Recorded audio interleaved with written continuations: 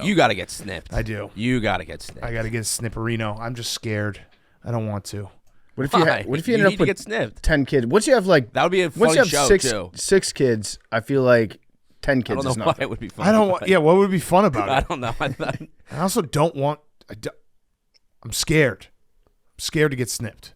I know that's stupid, but I'm still scared. No, do it during March Madness. Yeah. No, March Madness is my That's favorite. what I was thinking. It was like no, a March I need Madness March stream. Madness. I need to be full. I need to be full of. You have to. Your Full. testicles need to be working in March Madness. On today's part of my take, we have an awesome interview with Robert Griffin III in studio. He was hanging out with us all day. We're going to talk Thursday Night Football. Great game. We have Week 14 picks and preview. And we also have some contentious moments at the end of the show with memes and the whole squad. And it's all brought to you by our friends at DraftKings. End the year with a bang in advance. Strikes and takedowns. UFC 310 is live from Vegas. Jump in on all the action at DraftKings Sportsbook, the official sports betting partner of UFC. It's a stack card, sure to have more than one fighter saying Viva Las Vegas. It's super easy for first-timers to get started. Try betting on something simple, like picking a fighter to win. Go to the DraftKings Sportsbook app, select your fighter, and place your first bet. It's that simple. And speaking of stacked, if you're new to DraftKings, listen up. New customers bet $5 to get $150 in bonus bets if your bet wins. It's UFC 310 in Vegas. Download the DraftKings Sportsbook app now and use code TAKE. That's code TAKE for new customers to get $150 in bonus bets if your bet wins. When you bet just $5 only on DraftKings, the crown is yours. Okay, let's go.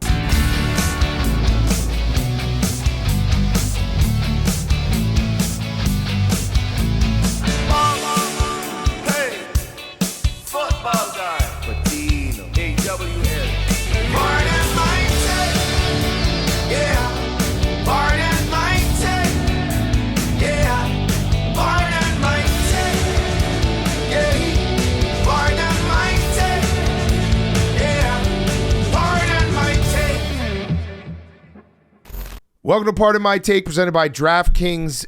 It's UFC 310 in Vegas. Download the DraftKings Sportsbook app now. Use code TAKE. That's code TAKE for new customers to get $150 in bonus bets if your bet wins when you bet just $5. Only on DraftKings. The crown is yours. Today is Friday, December 6th.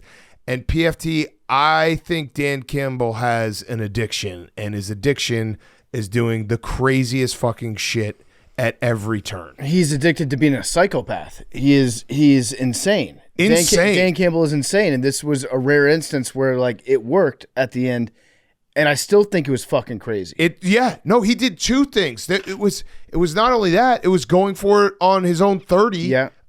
In what was it, the third quarter? He just wants. I don't think he fully feels alive unless he's doing something that everyone in the stadium's like, no, what are you doing? Stop, please stop. What did he do? He went for it. So first of all, it was Lions win, 34-31. Great game. Probably one of the best games, Thursday night games we've had. It was 45 seconds left, 4th and inches on the 19-yard line or 20-yard line, wherever it was. And going in, and Dan Campbell could have kicked the field goal and given the Packers maybe 40 seconds left. Instead, he went for it on 4th down, and to get that extra time off the clock and be able to end the game without the Packers getting the ball back. But he went for it on 4th down after getting stuffed on 3rd down. And if you don't get it there, you could lose in regulation. It's going to overtime. You could just kick the field goal with 40 seconds left, but no. Dan Campbell's like, fuck it. I'm a psycho. I'm gonna make sure they never get the ball back. I'm going for this on 4th down. The risk reward was insane in that, because what he ended up doing was he got the first down, and then he just proceeded to take 40 seconds off the clock and kick the field goal with no time left. So he defeated Matt LaFleur, and he also defeated the clock. Yeah. He defeated time tonight. He's 1-0 against time. Yeah, and it was we were having the debate after the game. I would have just kicked the field goal, but I'm not Dan Campbell. But the one thing I've always said about Dan Campbell is he's consistently psycho. And Stephen Shea was sitting next to me. He's like, they're going to lose a game. Like, that's going to cost them. It's like, yeah, it might, but they went for it on fourth down on their own 31 in the third quarter that did not work. And so I feel like Dan Campbell's got this algorithm in his head, this big balls algorithm that's like, if we just go for it enough on fourth down, enough of them will go our way and we'll come out winners. He feels like Tin Cup if he was a football coach. Just like constantly challenging, like staring death in the face repeatedly when he knows that he shouldn't. Right. He probably knows it's a problem too. Yeah. Like after the game, after the adrenaline rush wears off, have you ever done anything really stupid in your life and you got away with it? A lot of things. A lot of shit. You know that feeling that you get when like you wake up the next morning and you're like, fuck, that was dangerous. Yeah. I could have died. I shouldn't have done that. Yeah. And then later on in life, you think back to how dumb you were as a kid and you get scared all over again for what you did. Dan Campbell wakes up after game days and he's like, oh, fuck, I did it again. Oh, man. But it worked what out. Was that? You guys aren't even mentioning that Jared Goff tripped on the play and was somehow able to get the handoff off. Great handoff. Like, it was an unbelievable handoff. Great handoff. But it was so close to just blowing up in his face. And this double blew Max's mind. Max is double mad right now because, one, obviously the Packers, they lost. Max was hoping that they were going to win. But then, two, he hears us talk about Dan Campbell, and all his brain translates it into is, if this was Nick Sirianni, you guys would make 45 minutes out of what a turkey is on the podcast. But that's the thing. Dan Campbell is consistently So is Nick crazy. Sirianni. No, he's not. Nick Sirianni does dumb shit all the time. No. It was just in the beginning of the year, none of it was working. That's a good point. Nick Sirianni does dumb shit all But the time. he does Dan Campbell shit like that, and it just wasn't working. That's the only difference. Dan Campbell does a lot of aggressive stuff that is borderline dumb. So does Nick Sirianni. No, but this was one example where Nick Sirianni does a lot of dumb stuff. This was one example where Dan Campbell did something that was dumb. This was doy-doy. Yeah. If Jared Goff slips there and falls down and isn't able to get and he isn't able to get that handoff, you are talking about how much of a fucking idiot he is right now. We kind of are right now. Yeah, I mean but there's no like they won. He's crazy. He's psycho. But again, he is consistent. He has a way of doing it. And he's always going to Dan Campbell's basically driving a car with his foot on the gas to the floor at all times. And the gas meter is like right on empty. Yeah. And he's like, I think we can make it. Yeah. Let's pass this exit. He's just always like, we're never going to take our foot off the gas. And I think that's why it works. I think that's why they have 11. That was their 11th straight win. They're 12-1. And what's crazy is it was December 5th, 3 years ago, that they got their first win of the season. Yeah, under Dan Campbell, the Lions beat the Vikings with that walk-off touchdown, and now they have their 12th completely win flipped it in Week 14. I want to address Max's point though. Max, if that happened to the Eagles, and Nick Sirianni makes a crazy play call on fourth down, he's rolling the dice, going for it, and Jalen Hurts' foot gets stepped on. Do you think Jalen Hurts can make a game-winning play in a Super Bowl after he gets stepped on?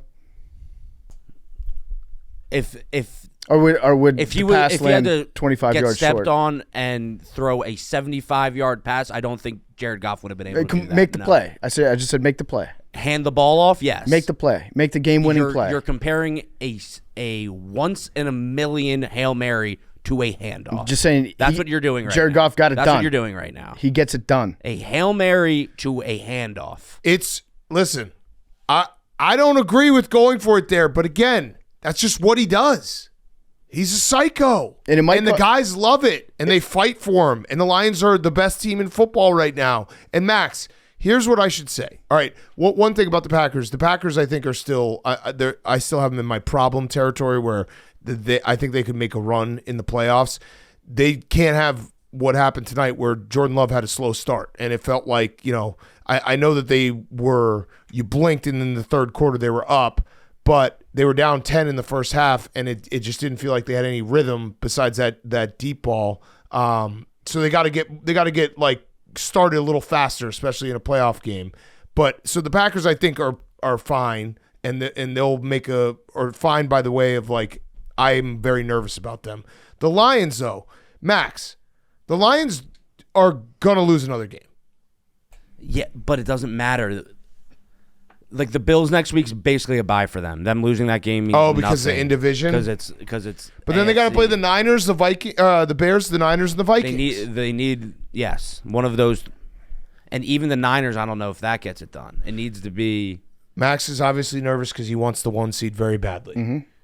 And it's a big 1 seed. It's a huge like one going seed. to Detroit. Huge. It's tough. It's a massive 1 seed. I know it's not even going to. It's them coming to Philly. Yeah. Like that's it. That's it. They don't win that game in Philly.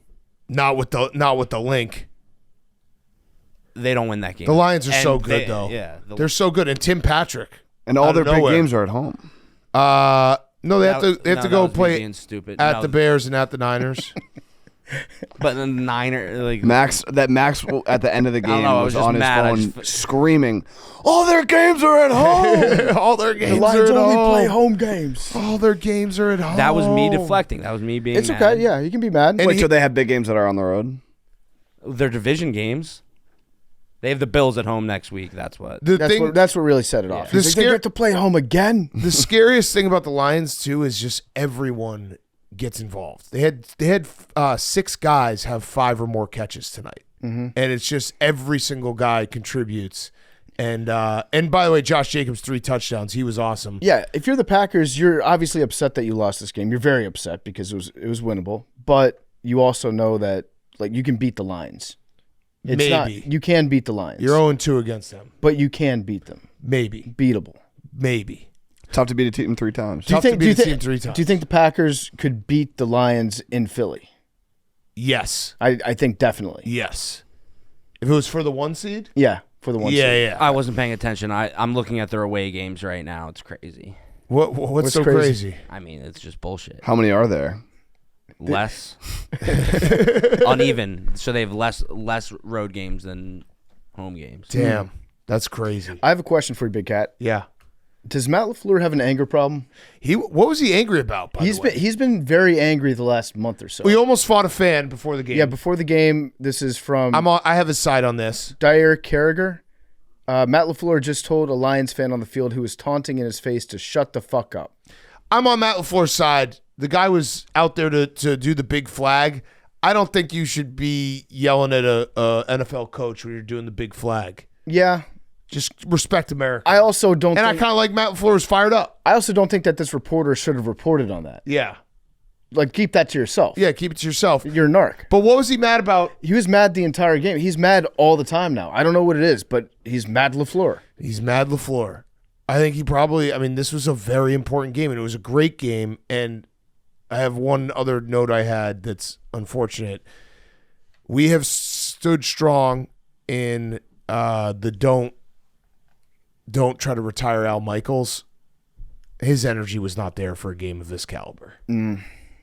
This was a playoff game, and he was calling touchdowns like they were 5-yard outs in the first 5 minutes of the game. Yeah, but he can bounce back. But it's just like this. If there was a time to bounce back, it was this game. Maybe this was the game. He's saving something for January. This was the game. Does he have a game in January? All out. I think they stopped. No, Week 18 doesn't have any Thursday night football. It's kind of ironic that he's turned into a vegetable. Yeah, he is. It's crazy. It's crazy. I needed more out of him. And I just feel like this was the time for him to really give us more. Yeah. It's okay. I'm willing to forgive. I am too. I mean, I'm not. Listen, I still love the game, and the announcer doesn't affect me that much. Yeah, but I just don't. This might be his last season, but I don't want to kick Al Michaels out. I don't want him to go out in a way that it's like like if we keep going and it's like 2-3 years from now, and we're like, damn, what's going on? What was the over/under on this game? It was 52. That's smashed. Maybe that's why he kind of turned it down, because the overhit and he already had anything else. Yeah. What are you looking at, Max? I remember there was a streaming playoff game last year, but it's Peacock, not Amazon. It's on the cock, yeah. Yeah, that's what I got. You were worried that you thought it was going to be Amazon. Maybe they had a wild card round game, but that's Peacock. Got it. I was thinking of. You're not going to be in the wild card round. No, he's worried about Al Michaels calling the playoff game. Yeah, and yes, we are. With that attitude, yes, you're right. Yeah, with that attitude, getting home games. With that attitude, yes, yes, Max. Anything else from this game? I just love this game. It's just great. I mean, I don't know, like having a game of this caliber on a Thursday night. was fucking awesome. So somehow the Lions defense, I know statistically they didn't play well. They're the most injured defense ever if you talk to a Lions fan. Yeah, I think they have 13 guys on injured reserve. I believe that includes offense too, but they've got a lot of guys that are hurt. The defense didn't look as bad as their numbers were. Right. That's what I'm saying. I guess you know what it is? It's when they hit you, the guys that are out there, if they're in the right position and they're playing well as a team, they knock the fuck out of you. They hit you hard, but then they also give up like a lot of really, really big, easy plays. Yeah. So it tricks you into thinking that they're better than they are because when they make a tackle, they make a fucking tackle. Aleem McNeil is very, very important for their defense, and he went out, like, what was it, 6 minutes into the game? Yeah. So, they'll maybe get – I mean, I think Anzalone's coming back, get a little healthier. But, yeah, the Lions are just good. You can get Aiden Hutchinson back for the Super Bowl, maybe. Maybe. I had one last thing.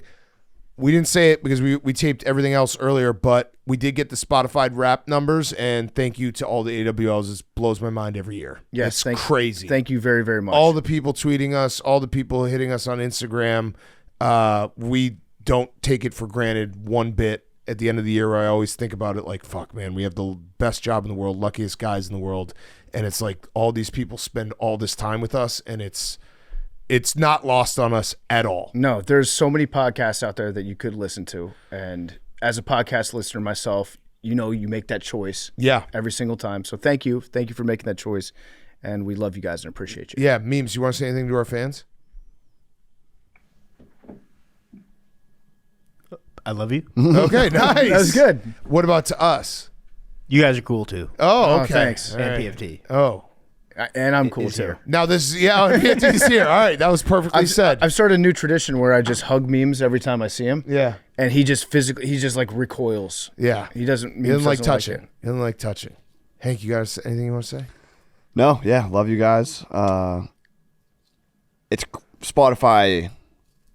Apparently, Spotify fired a bunch of people, and that's why the Spotify raps were just bad in general. Like, it was crazy seeing our numbers, but the aesthetic feeling of going through your own personal Spotify Wrapped and even our part of my take Spotify Wrapped wasn't the same.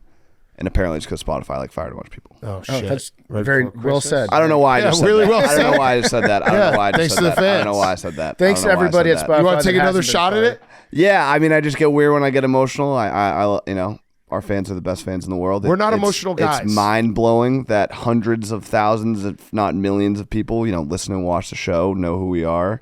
I forget that all the time. I just think I'm saying stupid shit with my friends. Yeah. It's just how it should always remain. Yeah. That's the beauty of the show, is that we have never really thought that we're not just saying stupid shit with our friends. Max, sorry, Spotify. You have I don't know why you did that. That was just like a fuck Spotify rant for no reason. That was so weird. Yeah, listen, I want to be very, I'm not wrong. very I'm clear also about like something. Spotify Wrapped dropped the ball. Thank you to Spotify for carrying our podcast on their platform. Yes, keep pumping us, I just please. feel like Hank heard you say Spotify, and he just blacked out, listening Yeah. to everything else. Yeah, Just like Spotify. That reminds me, Max. I was thinking it. I just shouldn't have said it. Yeah, Max. Instead of saying thank you to our fans, you have anything else to say about the Lions schedule? Also, Apple Music, do something similar. Maybe this is your chance. Why are you encouraging people to? Thank you for listening to everyone who listens on Apple Music too. I think Apple Music does. Apple Podcast doesn't. Apple Podcast. Okay. Thank you everyone who listens on Apple Podcast. Thank you everyone. Google who Play. Google Play. Yeah. Watch YouTube, this on Rumble. Stitcher. Is that iHeart. still a thing? Yeah. iHeart, Yeah. Amazon, iHeart. Yep. Hell yeah. On iHeart. I think Google might have got rid of podcasts. I think we're on iHeart. Fuck. No, not gonna say that. No. Max, last thing about the Lions schedule instead of saying thank you to the fans? The fans probably know how easy the Lions schedule is. And that they've just given them all of their hard games at home. I know. I feel like they play only their division rivals only at home. I know. For some reason, I'm only paying attention to the divisional games at home. I don't even think that they played those road games earlier in the season. Oh man! All right, let's kick it to ourselves. We got Week 14 preview. We've got Rgiii 3, and then we've got some great Fyre Fests and a little lottery ball magic. Okay, before we get to the weekend preview, we're brought to you by our friends at Game Time. Football season is here. We can't wait to get out to some games this fall with the help of Game Time, the official ticketing partner of Barstool Sports. You know how much we love Game Time. Now with their brand new Game Time Picks feature, they're making it even easier to get to a game. Game Time Picks filters out the fluff to show you only incredible deals on great seats so you don't have to waste time searching through thousands of tickets. PFT, we're looking at SEC championship tickets. We are, Georgia, Texas, in Atlanta. What do we got? So I got $138 to get in. Okay. And then the Game Time Picks, $267 corner end zone. Ooh. Great seats, kind of halfway up. Love it. See the whole field. I love it. So pull up your chosen event, turn on the GT Picks settings at the top of the screen, or browse the best local Game Time Picks deals near you on your Game Time app homepage. What are you waiting for? Go buy those tickets right now. Georgia, Texas on Saturday with Game Time Picks. Download the Game Time app today. Use code PMT to easily score great deals with the new Game Time Picks. What time is it? It is game time. We're also brought to you by our friends at Coors Light. No matter what happens between your favorite rivals this week, you got a chance to win. Just go to the PMT Instagram and tell us how you prepare for a rivalry game with Coors Light for an opportunity to win the Coors Light rivalry shirt. 5 winners will be selected every Saturday until December 7th. So remember, when rivalries get a little overheated, choose chill and keep things cool by reaching for the Mountain Cold Refreshment of Coors Light. Coors Light's Mountain Cold Refreshment, literally made to chill. Coors Light is cold lagered, cold filtered, and cold packaged. It's as crisp and refreshing as the Rockies, perfect for a moment to unwind.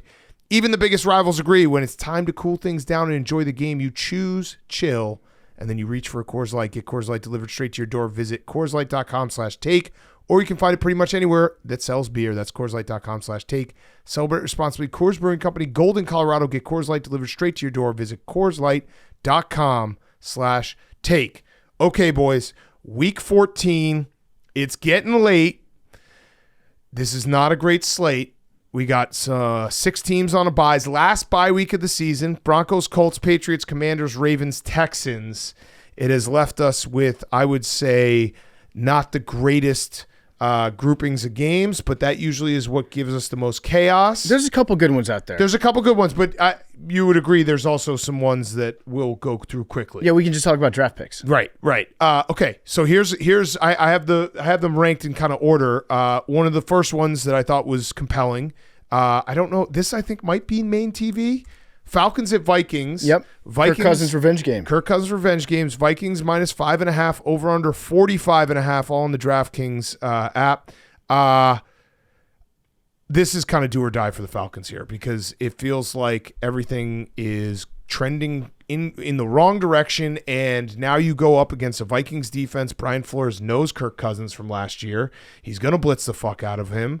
And here's a stat for you. Kirk Cousins, when he gets sacked 3+ times, he is 1-3 straight up this year, and he is 1-5 straight up when getting sacked 3+ times over the last 2 seasons. Gun to your head, do you think he gets sacked more than 3 times on Sunday? I think he gets sacked more than 3 times. So I think the Vikings are going to win. Also, we talk about the In the Hunt graphic a lot on this show because it comes out, 2 weeks ago, I think they debuted In the Hunt. Yeah. And how it can be like a very powerful narcotic if you are a fan of a bad team that is still featured in the Hunt graphic. Yep. Because it tricks you into rooting for your team, even though you should actually be hoping that they lose as many games. And I'm not talking about like as the games are playing, you all become fans and you root for your team to win during the game. Yeah. But it makes you think, we still have a chance, and you almost never have a chance. The Tampa Bay Buccaneers are the team that's lurking in the hunt. Yeah. They're like right there with the Falcons.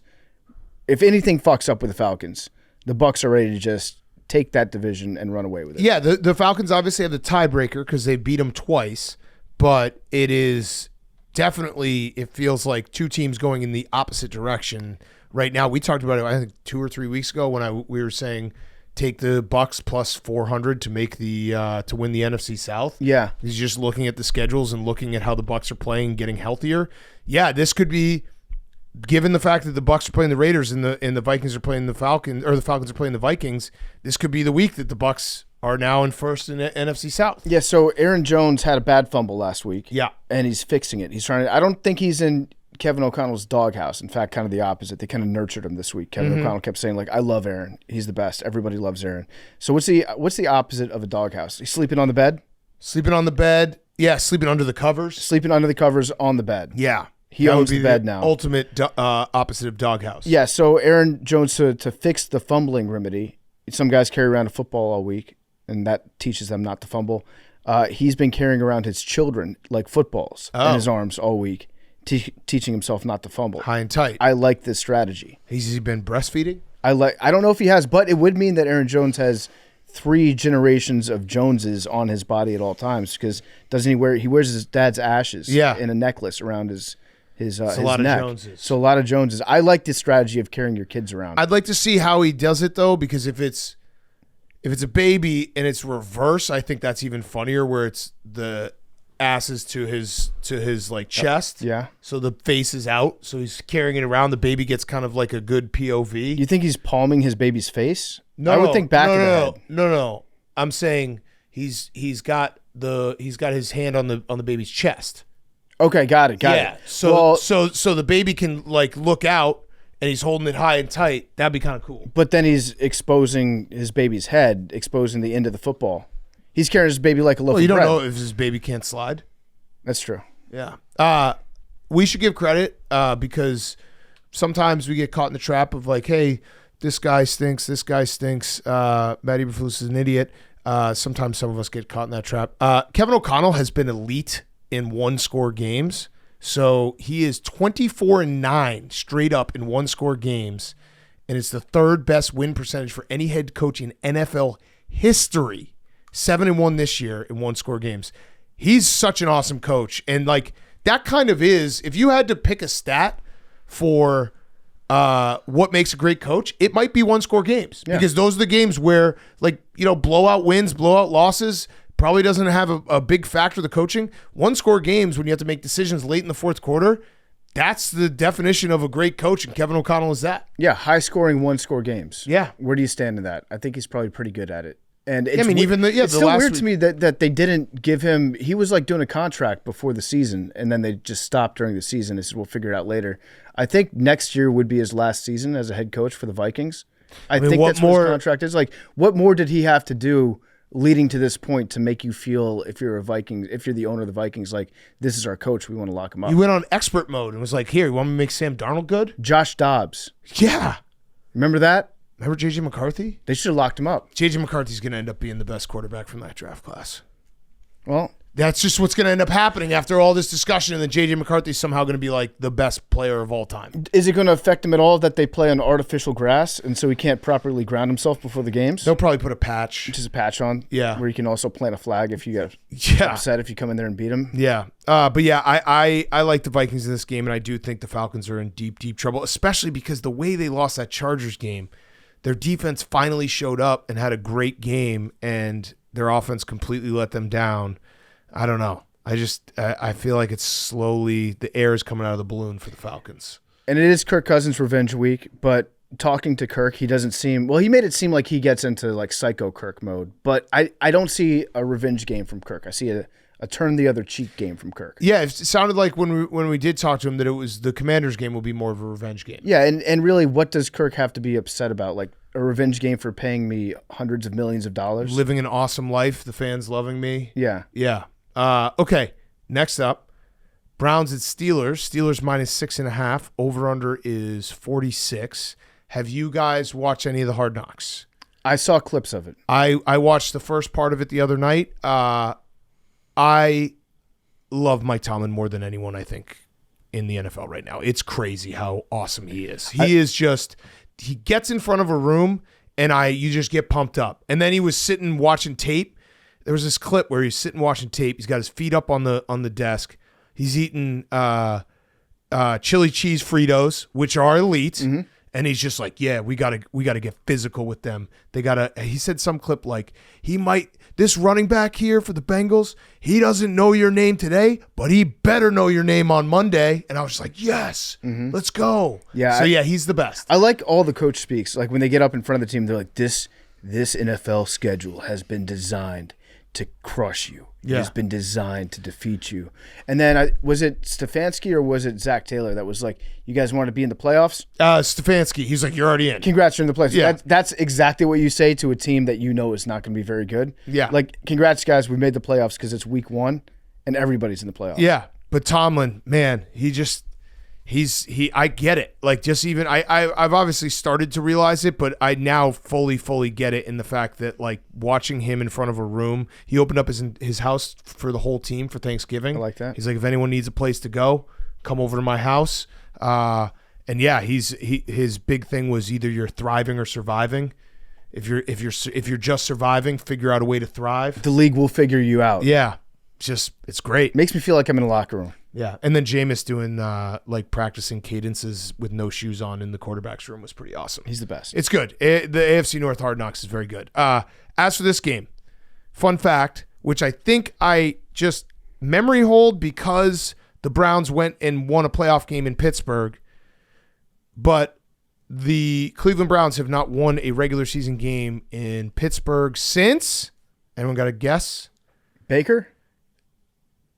Maybe Myles Garrett? Give me a quarterback and a year if you can. Baker 2020. No. The Browns have lost. Mason Rudolph assault. No. Yeah, that's what I was going for when I said Myles Garrett.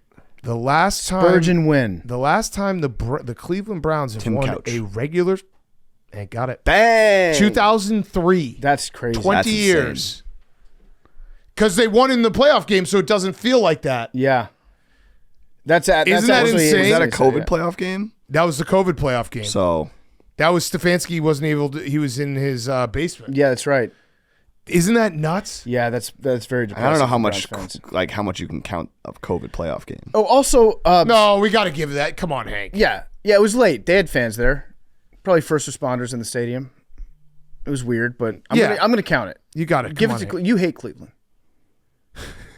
Is that true, Hank? No, I did. There was a guy, and I think he was being serious. And so hosting this show, we get a lot of fan bases that claim that we hate them. We All the started to get time. like a taste of the Joe Buck life. For the first time, there was a Browns fan that accused me directly. He's like, PFT, you've always hated the Cleveland Browns. And that to me is like the last fan base that I would have expected that from. That one's weird. It's weird, right? I've gotten a couple weird I ones. think it's because like in the Baker Brown split up. What do you think? I You smiling dedicated- about memes? Yeah, memes. What's I up? agree with the Browns fan. That I hate the Browns. Yeah. I just took Baker's side. I said you should have kept Baker when they did it. I had an issue with that. Anti-PFT memes is agreeing with. Yeah, memes hates me right now. For the record, I don't hate memes. I love memes. I also love memes. So, in that 20 years since the Browns have last won a regular season game in Pittsburgh, the Browns have only beaten the Steelers 1, 2, 3, 4, 5, 6, 7, 8 times in the regular season total.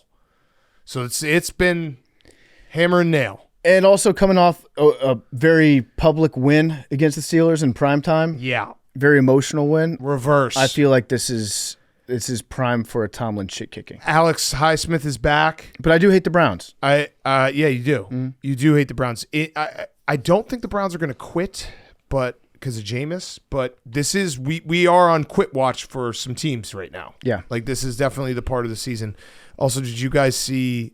Wait. So back to that real quick. What's that Browns fan saying that you hate the Browns? Is definitely one of the weirdest. I was trying to think which one I had. I can't remember, but there's always a stray one where it's like, what are you talking about, dude? Yeah, I think sometimes we don't realize it because we just talk and we say like a stray comment can really affect somebody. Yeah. And I get it as a What fan. memes? What? Like, I would file Vikings it away. fans think you guys hate Oh, them. I do hate the Vikings, but that's because they're in the NFC North. I don't hate the fans Vikings are at all. Dolphins, Raiders. I don't hate Those are the the. ones I remember. I don't hate seeing. No, I'm saying like I for remember you? people. Yeah. No, not for me. The Raiders we did on purpose when we didn't do them for fastest 2 minutes. Yeah. Yeah, that was every all week. of 2019 maybe. I also just want to say, if you pick against a team, that doesn't mean you hate the Correct. team. Like someone's got to cover the spread. Unless it's me and the Browns. In Unless which it's you case and the it's Browns. Very personal. And you are taking the Steelers. I just said this is Mike Tomlin shit kicking. Yeah. Did you see Mike Tomlin's quote about Joey Porter getting flagged 6 times? He said, when we play Shaq, we're going to use our fouls. Yeah. Yeah, well, all right, so this week they've got Land Clark officiating. Oh. You know Land and his crew, they like to throw a lot of pass interference flags. Which that should be a stat for the offense and for the defense too. Yeah. And actually not a bad stat for the defense because if you commit pass interference, it means that your cornerback was in position to make a play. True. But it should be a good stat for what quarterbacks out there right now. I feel like Russ would not be a bad pass interference quarterback with the moon balls. No. He would be good. Yeah, you're right. Yeah, if you got late hands getting him up there. Yeah, although Joey Porter. Joey Porter. He does get. Well, the Steelers might be very good at drawing offensive pass interference and also very bad at committing defensive pass interference. It's true. I'm backing on believing on the Steelers. It's great. This team makes no sense to me because they're good, but like I also don't. I'm gonna need Russell Wilson to win another Super Bowl for me to say he's not washed. Is he back in the Hall of Fame? He might be. He might be. Should we leak our news? Also, it's also hard for. Oh yeah, let's leak our news a second. It's hard. I don't know if you guys struggle with this as well. It's very difficult for me to make a quick transition on a team on what I expect from them. I don't expect the Steelers to score a lot of points and have explosive plays. They clearly can do that with this offense, but my brain is not caught up, and it probably won't catch up for like 4 to 5 years. Yeah.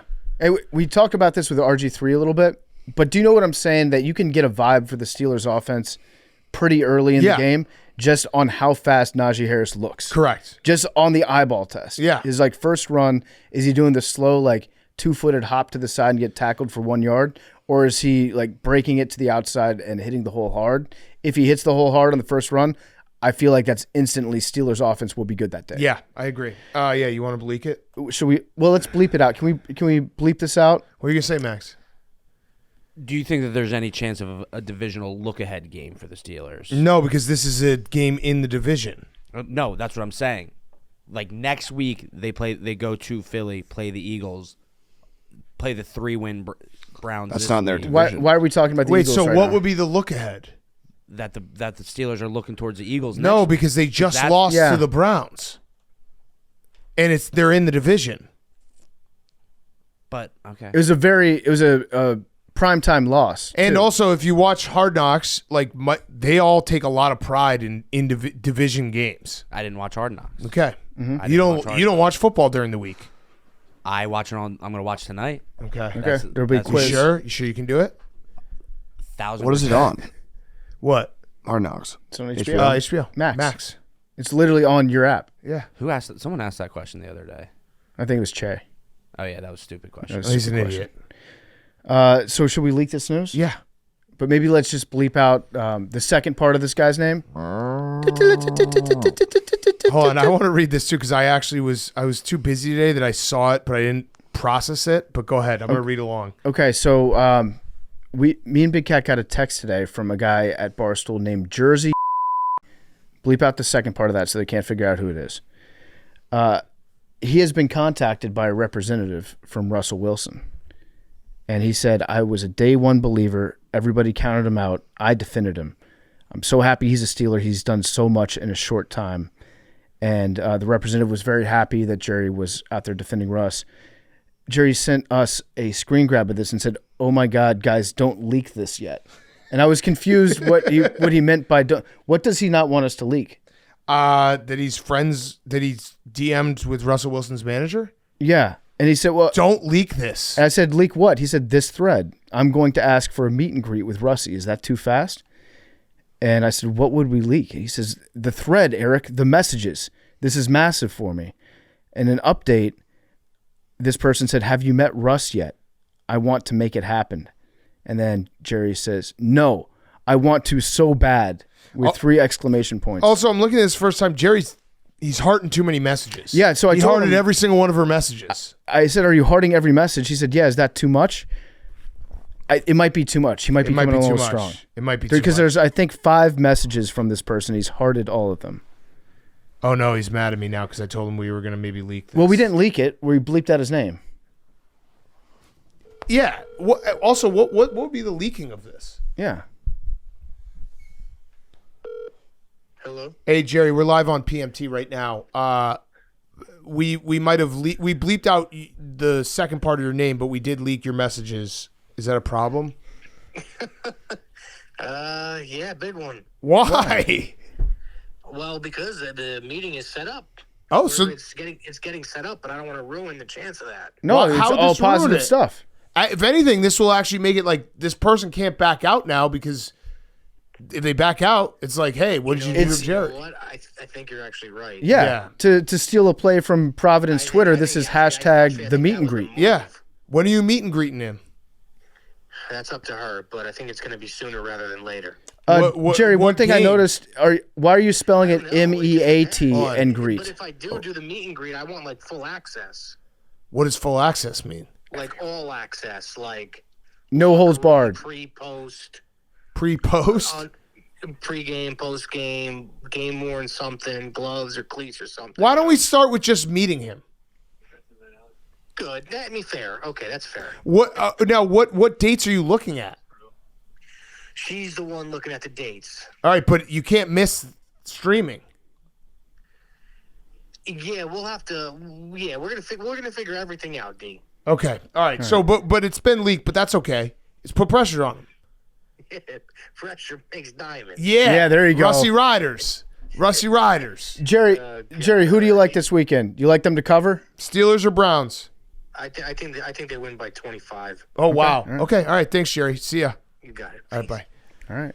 The meet and greet and pre and post should be electric. Yeah. That was crazy that Max tried to bring in the Eagles for this. He's always bringing up Philly sports. I want the Steelers to win because we play them next week. They will. But I don't want that is my worry, and I don't think it's that bad of a take. Okay, next game. You know what? Before I say the next game, I'm going to give a trivia. Let's see who can get it. Who leads the NFL in receptions this year?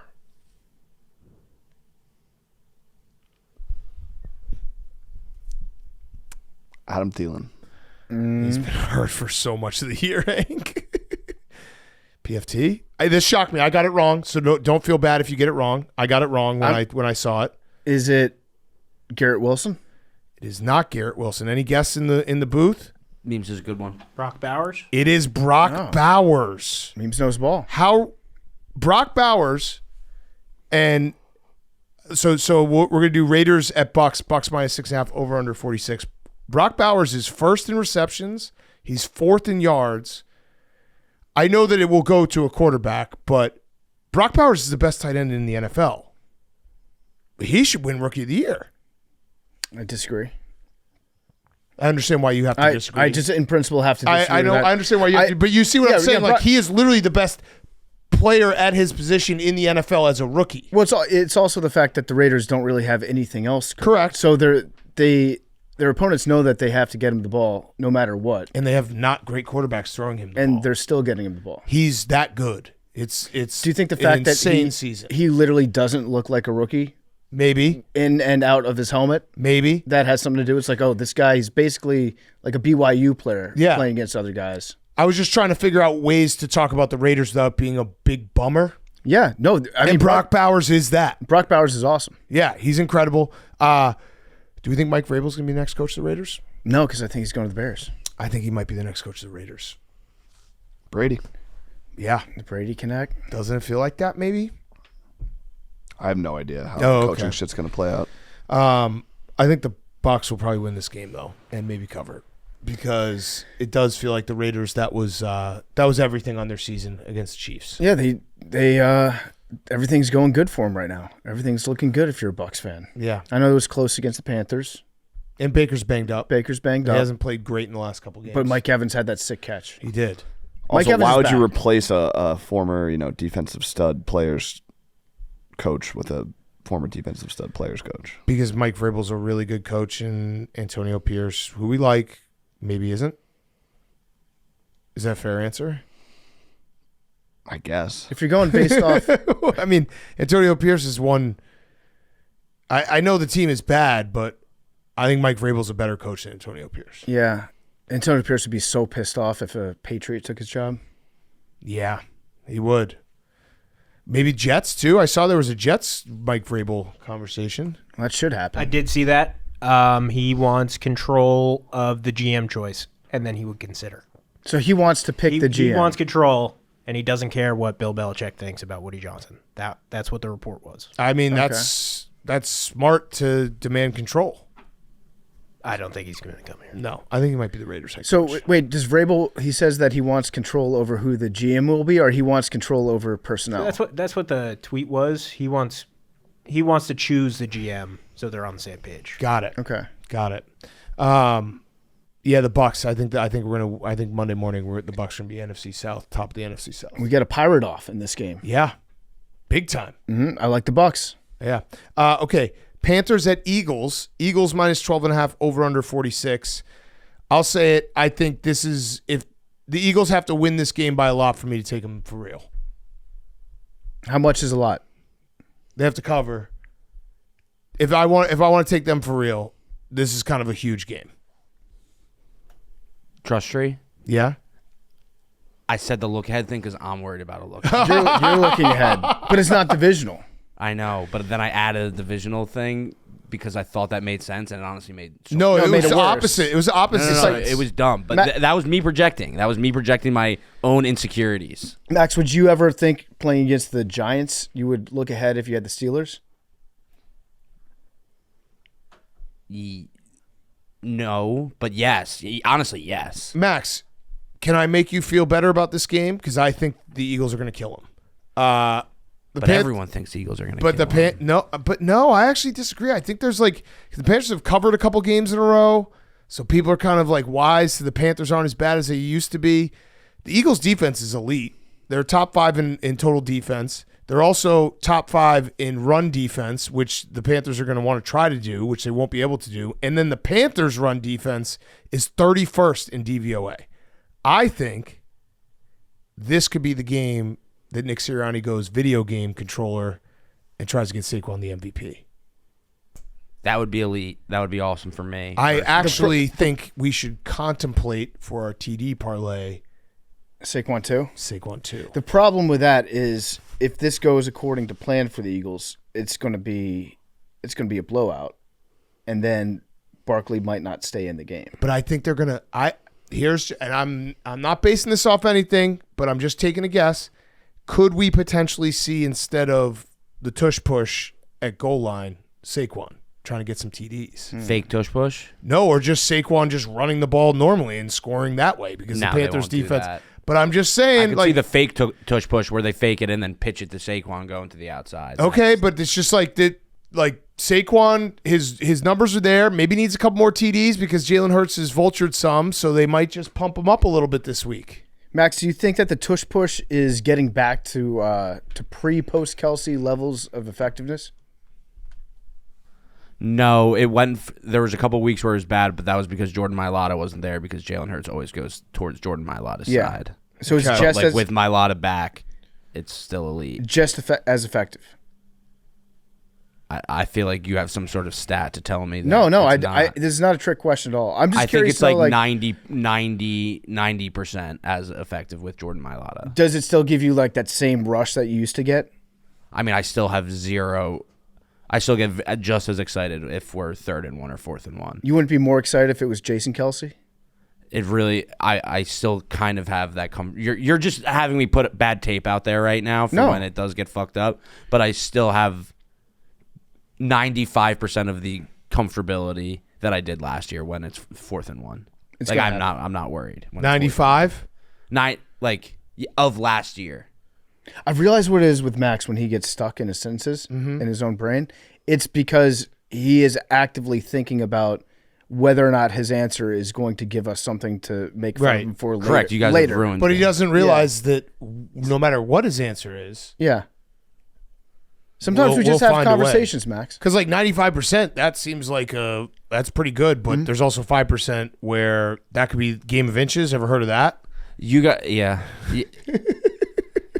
It sounds like I get skeptical every single time you guys want to talk to me. 95%. Every single time. I think you're out to get me. 95% is a very high number too. Beams is nodding his head. Yeah.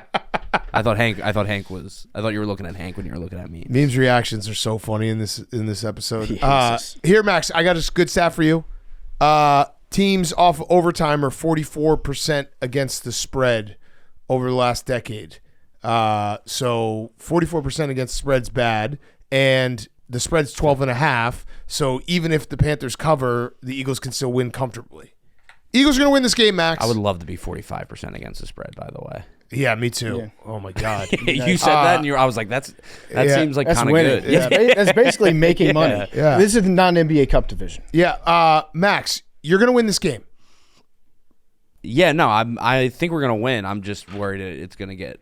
I just don't want it to be. I don't want them to get cute.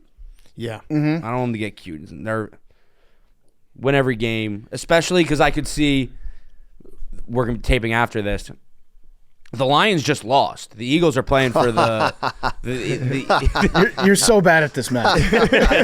You did so good for a little bit. Oh, I know. That's just wishful thinking. And now this is going to be the part that, whatever. Yeah. But, like, if the Eagles are like, they have to beat the Panthers for the 1 seed, it's like, oh, Eagles 1 seed, done. Yeah. Lock it in. And then it's like, oh, my God, we finally have a chance to be the 1 seed, and then we lose to the fucking Panthers. So Baldiani undefeated after he Correct. shaved his head. Is he going to reshave his head, or is it just like this new hair, whatever's growing in is good, that's winning hair? No, he just he has to keep until he loses again. Then he goes Baldiani again. got it. Okay, so Every it keeps it loss, growing. bald. You restart. And another thing that I've been worried about for the past couple of weeks is Hank keeps saying it. When are we getting the NFL Makes No Sense game? It could have been the Raiders on Friday, on Black Friday. Yeah. Like, I'm worried that the Eagles are going to get one of these NFL Makes No Sense games. Here's maybe your answer. What if we have already hit our like full of it? We had so many was in early. September and October. Raiders over Ravens. Remember the first like 4 weeks where it was just every single game, every single week there'd be like an 8-point dog that would lose outright, or 8-point favorite that would lose outright. This was a crazy year for the start. survivor pools. Correct. It's also kind of late in the season for those games. I agree that it might have just passed. I don't know, but you said it, and I've been thinking about it ever since. As soon as you said NFL Makes No Sense game, I've been worried it's going to be coming to me. We did get one 2 weeks ago. What was that? No, it was me. Oh. It was me. Yeah, but it's still like, It was But divisional. it was like an 11-point spread. but it's also like. What? It's also what? It's what's also that, Max? what? I mean, it's not like a storied franchise. Okay, put it in the bulletin Yeah. board. Don't the Commanders have more Super Bowls than the Eagles? Yeah, we do. 3 times. How many do you more? have? I think it's 3 times. Were you alive 3 for times any of more? them? Yes, I was. 3 times more. Were you? Oh, Yeah. you're fucking old as shit. I was alive. I was alive for 2 of them. Okay. Saints and Giants. Giants minus 4.5. Over under is 41. Giants haven't covered in 7 straight games. Yeah, there's a lot of depressing stats out there about the Giants. This game is not. This is gonna suck. Because no Taysom Hill to me just means that the Saints are back to just a lot of Derek Carr. Yeah, A lot too of much boring Derek stuff. Carr. Too much Derek. I like a little bit of Derek Carr. Oh, I do too. Sprinkle him in there, but you also have to have the crazy Taysom Hill plays, Right. where it makes you excited as a viewer to watch. But we're not even going to get that. There is a storyline, big storyline. Guarantee. I'm going to do the PFT guaranteed graphic of the week that they will show at some point Okay. during the game. Darren Rgiii and Brian Daboll, both on the staff of the 2011 Dolphins together. Wow. So they'll show the coach's picture Wow. from that staff. That's as exciting as this game is going to get. Are either Darren Rgiii or Brian Daboll going to be head coaches next year? I think Over under a half. I'd take the over. I think I might take the under. I think it's going in the wrong direction for the Giants right now. Daboll. I think they might clean the hole. They should. He's a good coach, but I think they might. This is a quick game. Yeah, This is a quick game for sure. Although Drew Lock is playing for a contract I guess. ish. Is that good though? Yeah, he might try too hard. Yeah. And I don't think the Saints are very good. Yeah, this game stinks. Bad game. Okay. This is going to be a bright sunny day in New York, and it's going to be cold as fuck. And the Meadowlands, that stadium gets brighter in the sun and the cold than any other stadium. Yep, you're absolutely right. Okay, next game, the Jaguars at the Titans. Titans minus 3, over under is 40. So if the Jaguars lose this game, they will remain with the first pick. This might be the NFL Makes No Sense game of the week. What, that they're just playing it and putting on TV? You're gonna be watching and be like, what is this? Yeah. None of these plays make sense. Do you think there's any? First of all, Aziz Al-Shaair doing the like Joker memes and being like, "If you want me to be your villain, I'll be your villain. See you soon." It's like, no, dude, we just want you to not concuss a quarterback when he's sliding. Yeah. That was an interesting thing, and people obviously ran with the whole Trevor Lawrence out 4 weeks and Aziz Al-Shaair is only suspended for 3 weeks. Like, yeah, no duh. Suspension is not going to be as long as an injury sometimes. Yeah, that's kind of how it works. Yeah, like, what are we talking about? Yeah, I do like I like the fact that he's making himself the villain. Yeah. And he's literally doing I can't exist. Yeah. And so I'm just going to go Joker on you. You should get an Aziz Al-Shaair jersey. Or just get your face painted like the Joker. Question, actually, this question for you, Hank. I've been thinking about betting the Jaguars in this game, and the reasoning behind it is Is there a chance Mac Jones is like, hey, if I want to stick in the league, I got to throw at least one good game out there? I've been on that train past couple weeks, and I don't think that's possible. Okay. I'm sure he's thinking that. Yeah, no, he's trying to do that, but it might not happen. Yeah. Or be able to happen. It might not physically be possible. No, I don't think it is. Okay. Yeah. So Ladd McConkey, he is the lead leaguer in rookie receptions as a wide receiver. Mm-hmm. Brian Thomas is 50 yards away from that. So Brian Thomas Jr. is having a great season for the Jaguars, and I feel like if you get him the ball, then the offense can look average for the Jaguars at times. Average. The Titans kind of quit last week too. Yeah, they did, and I think this is another quit game. Yeah, where both teams are eligible to quit. I actually, you know what I might do in this game? Man, that's stupid because it's a divisional game. I was going to say, what if I might just bet like adjusted line Titans minus 9.5 and Jaguars minus 9.5 and be like, hope one of the teams quits. Yeah, one of the two will. This is interesting Mac Jones stat here. In his 2 starts this year, the Jaguars didn't reach double digits. So I don't know if he's capable of breaking out. Yeah, it sounds like he's not capable. Last early slate game, Jets at Dolphins. Dolphins minus 5.5, over under 45. Memes? I'm excited. For? Here, you take this. For Enigma? No, to see how Aaron Rodgers responds. So we have a Aaron Rodgers chip on his shoulder game. He was calling out the owner subtly in the press conference this week. When he was saying, like, I shouldn't have to prove myself? Yeah. He said, someone asked, like, is this prove it last 5 weeks? He says, that's ridiculous with all due respect. If they want me to stay, fantastic. If it takes them 5 games, maybe they don't know what I bring to the table. That being said, I'd love to play really friggin' well the last 5 games. Yeah, so I'm interested to see if he actually has greatness in him. And if he could sling it. Right. As a football fan. He also just redid his house in New Jersey, he said. So my Giants take could still be. Yeah. Yeah. That's true. That could happen. Did Ulbrich say anything about Rodgers maybe not being the quarterback? No, he said he's our quarterback. He's our quarterback? Also, don't people like redo their houses right before they're about to sell it for like... True. Yeah, wait, if it's like remodeling the bathroom and the kitchen, then that's to increase value of the home. Do we know what rooms? We don't know our rooms. Do you want them to win? I don't want them to win. I want them to play well. Okay, so that's perfect. Like the Jameis loss. Yeah. That's what I want. You want Rodgers to throw for over 300 yards, which he hasn't done in like 3 years, and you want the Jets to lose. Jets to lose. Alan Lazard's coming back. He's an Alan Lazard merchant. Yep. So I think the offense should sling it. No Sauce Gardner, though? No Sauce. The defense will probably get run all over. Yeah, I was going to say no Sauce Gardner against the Dolphins offense is tough. Yeah. I think it's going to be a high-scoring game. I got to give credit to Tua. Did you guys see his quote? Yeah. It was very cool. Most guys wouldn't do this, but he was asked if he was how surprised he is by the team's 5-7 record. He said, "Nobody else will say it but me. I feel like this has a lot to do with myself, obviously putting myself in harm's way in the second game, basically leaving my guys out to dry." Yeah. That's a lot of accountability. Yeah, because nobody wants to be like, if he didn't get concussed, we would be better, and he needs to be better at not being concussed for us to win. But yeah, there's times where you can avoid hits. Yeah. And try to. Yeah. I think it's good for him to say. Yeah, I do too. So we're gonna root for a good Aaron Rodgers performance. Good Aaron Rodgers performance. Jets also haven't beat Tua. So there's your stat for the day. Have the Jets won since you said that Aaron Rodgers was top 5 in everything? Texans? Maybe. I think it was after the Texans game before. Yeah, it was. It was after a Thursday before a Sunday.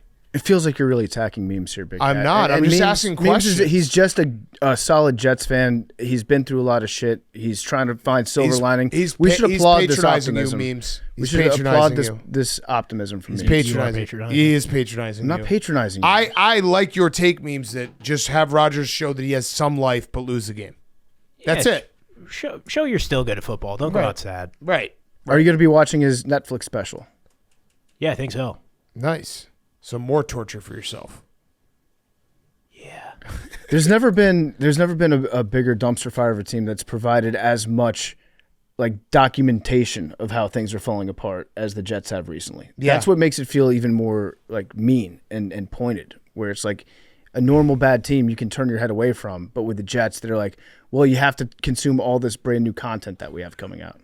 You hear what this guy's saying, Memes? I'm hearing it. I'm digesting it. Memes, if you had to kill me, what method would you choose?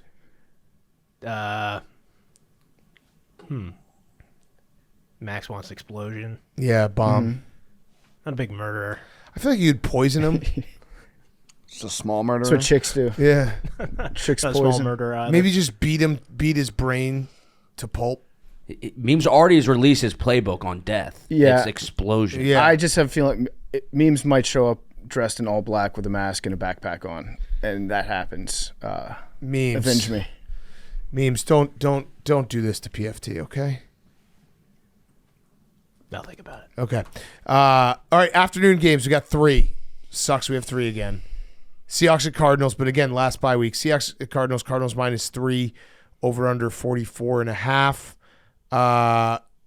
So I don't know what to do with this game. Mike McDonald had a baby on Tuesday. That's good. I think that's good for a coach. Might give you too much perspective, though. Yeah. The Seahawks defense has gotten better, but according to my guys at Sports Info Solutions, they rank as the second worst defense in success rate allowed for the year against play action. Okay. Cardinals can run play action. And I also just feel like it's one of those situations where the Cardinals lost a game to the Seahawks 2 weeks ago, 3 weeks ago. Revenge spot, Seahawks. Or Okay. sorry, Cardinals. Cardinals, because they lost Yeah. in Seattle. Yeah. The Seahawks they've beaten the Cardinals 6 in a row. Wow. Yeah, and so far as the head coach, Jonathan Gannon hasn't beaten the Seahawks. He's 0-3 against the Seahawks. Okay. But the Seahawks are a very strange team where, like, week to week, you have no idea what's going to happen.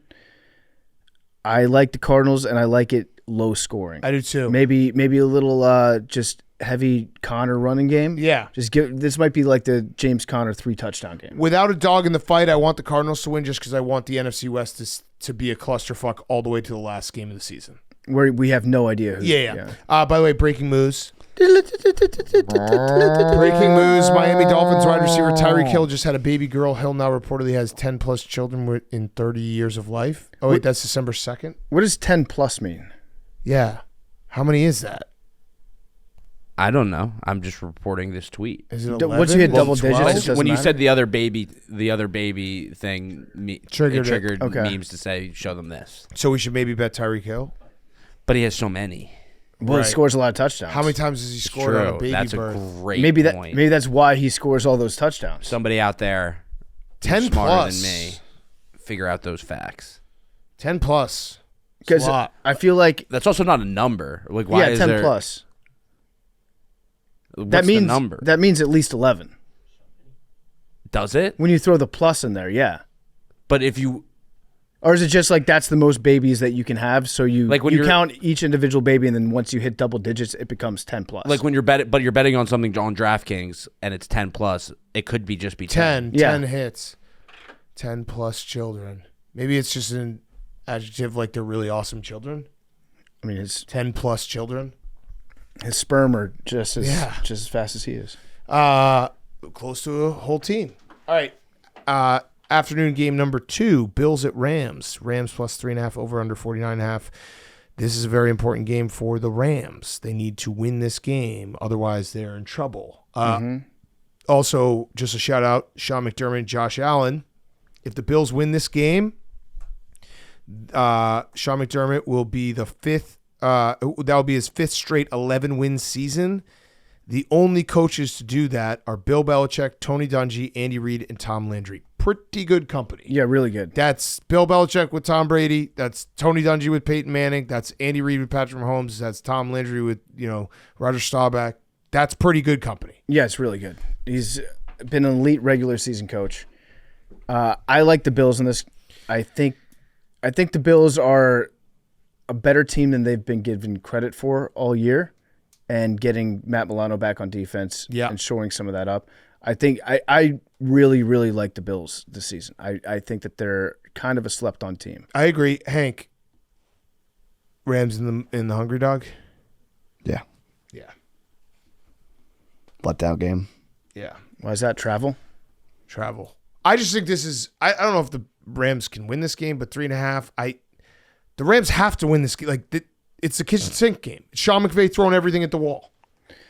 Yeah, the kitchen sink game didn't factor that in. I do. So he's 1-0 in those. When I say the Bills are slept on, obviously nobody out there thinks that the Bills are a bad football team. They all think that they're a very good football team. I think that they're a great football team. No. The narrative going into the season was rebuilding year. So now we're in December and they're vying for the 1 seed. Like respect the fact that they rebuilt kind of on the fly. Yeah, I think they're a great team and they're having a great season. Micah Hyde's back. It's going to tell me a lot. That's what it is for the Bills. Going to tell me a lot about you, Bills, this weekend. Tell me a lot. Are you for real? Are you for real? Tell me, are you for real? Okay. Also, Stafford has a ankle sprain, so we'll see what happens with that. But I'm sure he'll be fine. He's a gamer. The Rams picked up Emmanuel Forbes off waivers, who was released by the Commanders. Did you see the video of him? No. He gets skinnier every single day. It's actually insane how tiny this guy is. Can we pull up watch the video of him practicing with the Rams. Oh, he's already out there practicing? Yeah, he was on the field. Oh, my God. Yeah, he is very skinny. Look at that. Whoa. He looks like an alien, doesn't he? Yeah, I think it's also because of the helmet. Oh, he's got the Guardian cap on. Yeah, definitely changed. But no, he looks very skinny. He should never wear a Guardian cap. He looks very skinny. I could run over him. Yeah. All right, Bears, 49ers. 49ers minus 3.5. Over, under is 44. I think this is going to be a Thomas Brown bump game. I'm down for an interim coach bump game. Yeah. Especially, do you know anything about him that would make him a great interim coach? I think he's just a fiery guy. He also has lost 22 pounds since November 12th. He said it's because he's gotten so busy. Okay. He's gotten 2 job promotions. He said if you increase tasks to your day, you forget about food. I don't know if he's like traditionally like he's not a huge guy, but it's more how much everyone hated Matt Eberflus. Yeah. Which, by the way, we should give one compliment to Matt Eberflus. Cairo Santos was asked, about Matt Eberflus, and he said he made the grass at Soldier Field amazing, which he did. He did after the 49ers game 2 years ago when it was that monsoon. Mm-hmm. He had them change the grass at Soldier Field, and it's been significantly better since. So Matt Eberflus, great legacy. Yeah, you can't tell the story. Once the Bears win multiple Super Bowls, you'll have to give credit to Matt Eberflus. But that's a hell of a quote to have your kicker be like, hey, we'll say something nice about the coach that just got fired. Yeah, like, dude, he changed the grass. It's cool. Well, also, the kicker saying that is a little bit different than if it was like a lineman saying it. Like, he made it good for kicking. Yeah, yeah. I also... Are you trying to impress Kyle Shanahan this week? Well, Florio did do a fan fiction. He did? And I liked it. Which you've adopted fully. And I read it. Yeah, I've totally adopted it. Are you kidding me? I mean, I've been thinking about it for a while now, but I'm totally in on this. And Kyle Shanahan did do a press conference where he just said Caleb Williams is as talented as there is, and he was born to play the position. So, yeah, I'm thinking about it. Are the Niners just bad? I think they might be just bad. They're just bad this year. We just got to accept the fact that they're just not good. Yeah, they're bad. Their offense doesn't look great. You can't score in the red zone. Defense isn't what it was at all. Yeah. Just completely different team right now. Yeah. Also, a little update on what the Walls reported last September. Oh, yeah? Christian McCaffrey posted on Instagram that he's looking forward to returning and playing better than ever. So he's back next year. Not just this year. He's back next year. So that's as much of a non-retirement as you can get. Yeah. He's not retiring. Not even close. Not even close to retiring. Okay, last game, Sunday Night Football. Chargers at Chiefs. Chiefs minus 4, over under 43. Did you see Harbaugh give away the lunch pails? It's such a blue-collar guy. It's just love it.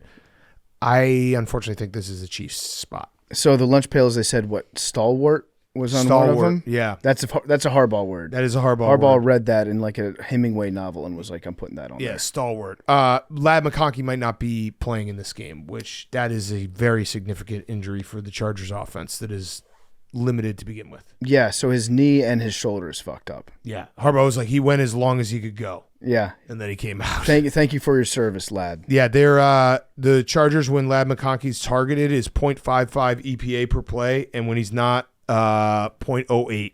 That's pretty significant. Yeah. We'll see what happens with the Chargers defense and this Chiefs offensive line too. Well, DJ Humphries might be playing for left tackle, which would be big for the Chiefs. But aren't we kind of like the conversation of the NFL makes no sense? Aren't we due for Chiefs flexing on people and being like, hey, we're not bad? A reverse makes no sense. Yeah. No? Maybe? Maybe. Are they, though? I don't know. This is why we're having a preview. Are they good? I think they are. This has to be the Chargers. Why? Right. It has to be the Chiefs. It has to be the Chargers. But if it has to be the Chargers, if there's that means any chance of the Chargers winning the Super Bowl, they have to win this game. No, they're going to get to the playoff anyway. But if they're going to win the Super Bowl, they have to win this game. Why? Because it's an ultimate test, ultimate coach. You can fail a test and then still ace it later. No, the Chargers don't win this game. Sounds like you have a Chargers not make the playoffs bet. No, I just have been brainwashed by you, even though I've pushed back, and then but one time where I'm like, Chargers, all right, this has to be the Chargers. You're saying, yeah, I think the Chiefs blow them out. Yeah, I think it's. Look, I'm being honest.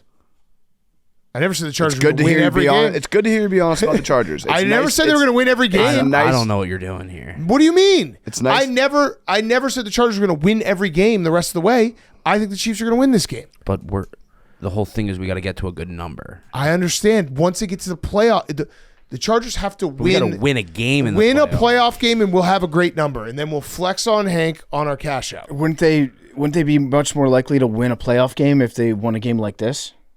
I don't think it matters. I think they're probably locked in to the spot they're in. I feel like you're trying to do some mind tricks right now, and I don't know. I don't know what the story. I'm being honest, and I think the Chiefs are going to win this game. I hope the Chargers win, unless I bet on the Chiefs. If they can't win a lunch pail game, then they're not winning shit. What else? Where else can you go after the lunch pail? The hard hat? Yeah, he might even just get a jackhammer. Yeah, he's got a few more tricks in his bag. I love the Chargers in this game. Fuck you. All right, let's do our picks. Do you think? By the way, with the Chiefs, what are the chances of them trying to fix some of their offensive stuff by bringing B&B back? Oh yeah, isn't that the perfect Andy Reid thing to do again? Yeah. Also, maybe the greatest agent press release ever. Oh yeah, by Eric Bieniemy's agent. He got fired from UCLA today, and he said his agent said Eric and UCLA mutually parted ways today as previously planned. He's still getting paid by the Commanders after interviewing for head coaching jobs last year. He wanted to stay active and busy, so he decided to go help out Deshaun Foster, who is like his little brother at UCLA, as opposed to sitting out a year. The plan was always to return to the NFL in 2025, but he's looking forward to the opportunities ahead. I'm not owned. I like that. The conversation was, you're fired. I agree. Yeah. They mutually. This was always the plan, dude. Yeah, I was always gonna not be here next year. It wasn't even a coaching gig, really. It was, I'm gonna go help out my buddy. Yeah, my little brother. Yeah, if you look at his title, it wasn't offensive coordinator. It was here to help out. Yeah, but you're exactly right. Special assistant Eric Bieniemy. Yeah, they're gonna bring him back. It's gonna happen. Should we do a TD parlay first, and then we'll do our picks? Do we want to do the Saquon too? I am. PFT's out. I'm out this week. I'm recusing myself from the touchdown. Well, you could pick Saquon, and Big Cat could pick Saquon. Okay. Or I could pick Saquon. No. Max is back in. PFT's out because he's lost the last couple of weeks. Mm-hmm. By the way, DraftKings every day is game day at DraftKings Sportsbook, and now through the end of the year is extra special. All customers will get a special daily promo every single day from profit boosts, odd boosts, no sweat bets, and more. There's something for everyone. Download the DraftKings Sportsbook app now. Use code TAKE. That's code TAKE, and take advantage of special daily promotions only on DraftKings. The crown is yours.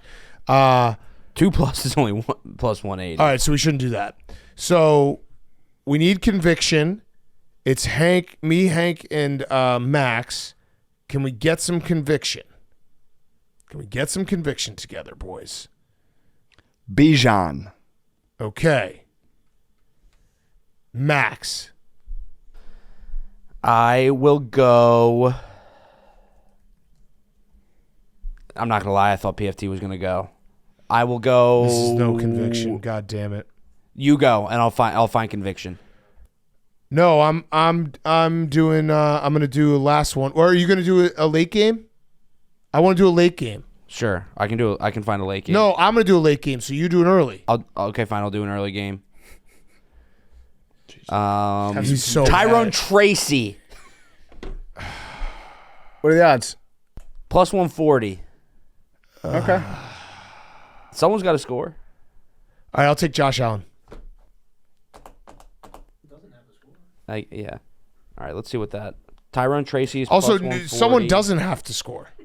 I know, that's exactly what Meme just said. Yeah, that's just not right. Yeah, well, in this This case, game, I could see no score. So we're going to do. Josh Allen is plus 100. Tyrone Tracy is plus 140. Bijan. Why don't you just do Saquon, dude? All right, fine. I'll do Saquon. We want to win, right? I'll do Saquon. We want to win. I'll do Saquon. Winning is the best part of this. Saquon. Okay, and then what's Hank's? Josh Allen. Bijan. Oh, this will be fine. Plus 415. Okay, that's As fine. of now, can change by the time this comes out. Okay. All right, so plus 415. All right, let's do our picks. Who's up first? So last week we did. No, PFT. No. So PFT went first for the Thanksgiving pick, and then you went first right after. Okay. For the snake. So do you want to pick first again, or does Hank? Wait, what? No, Hank would pick first. No, if I went first Yeah. after, then I shouldn't go first. Yeah. Okay, then Hank.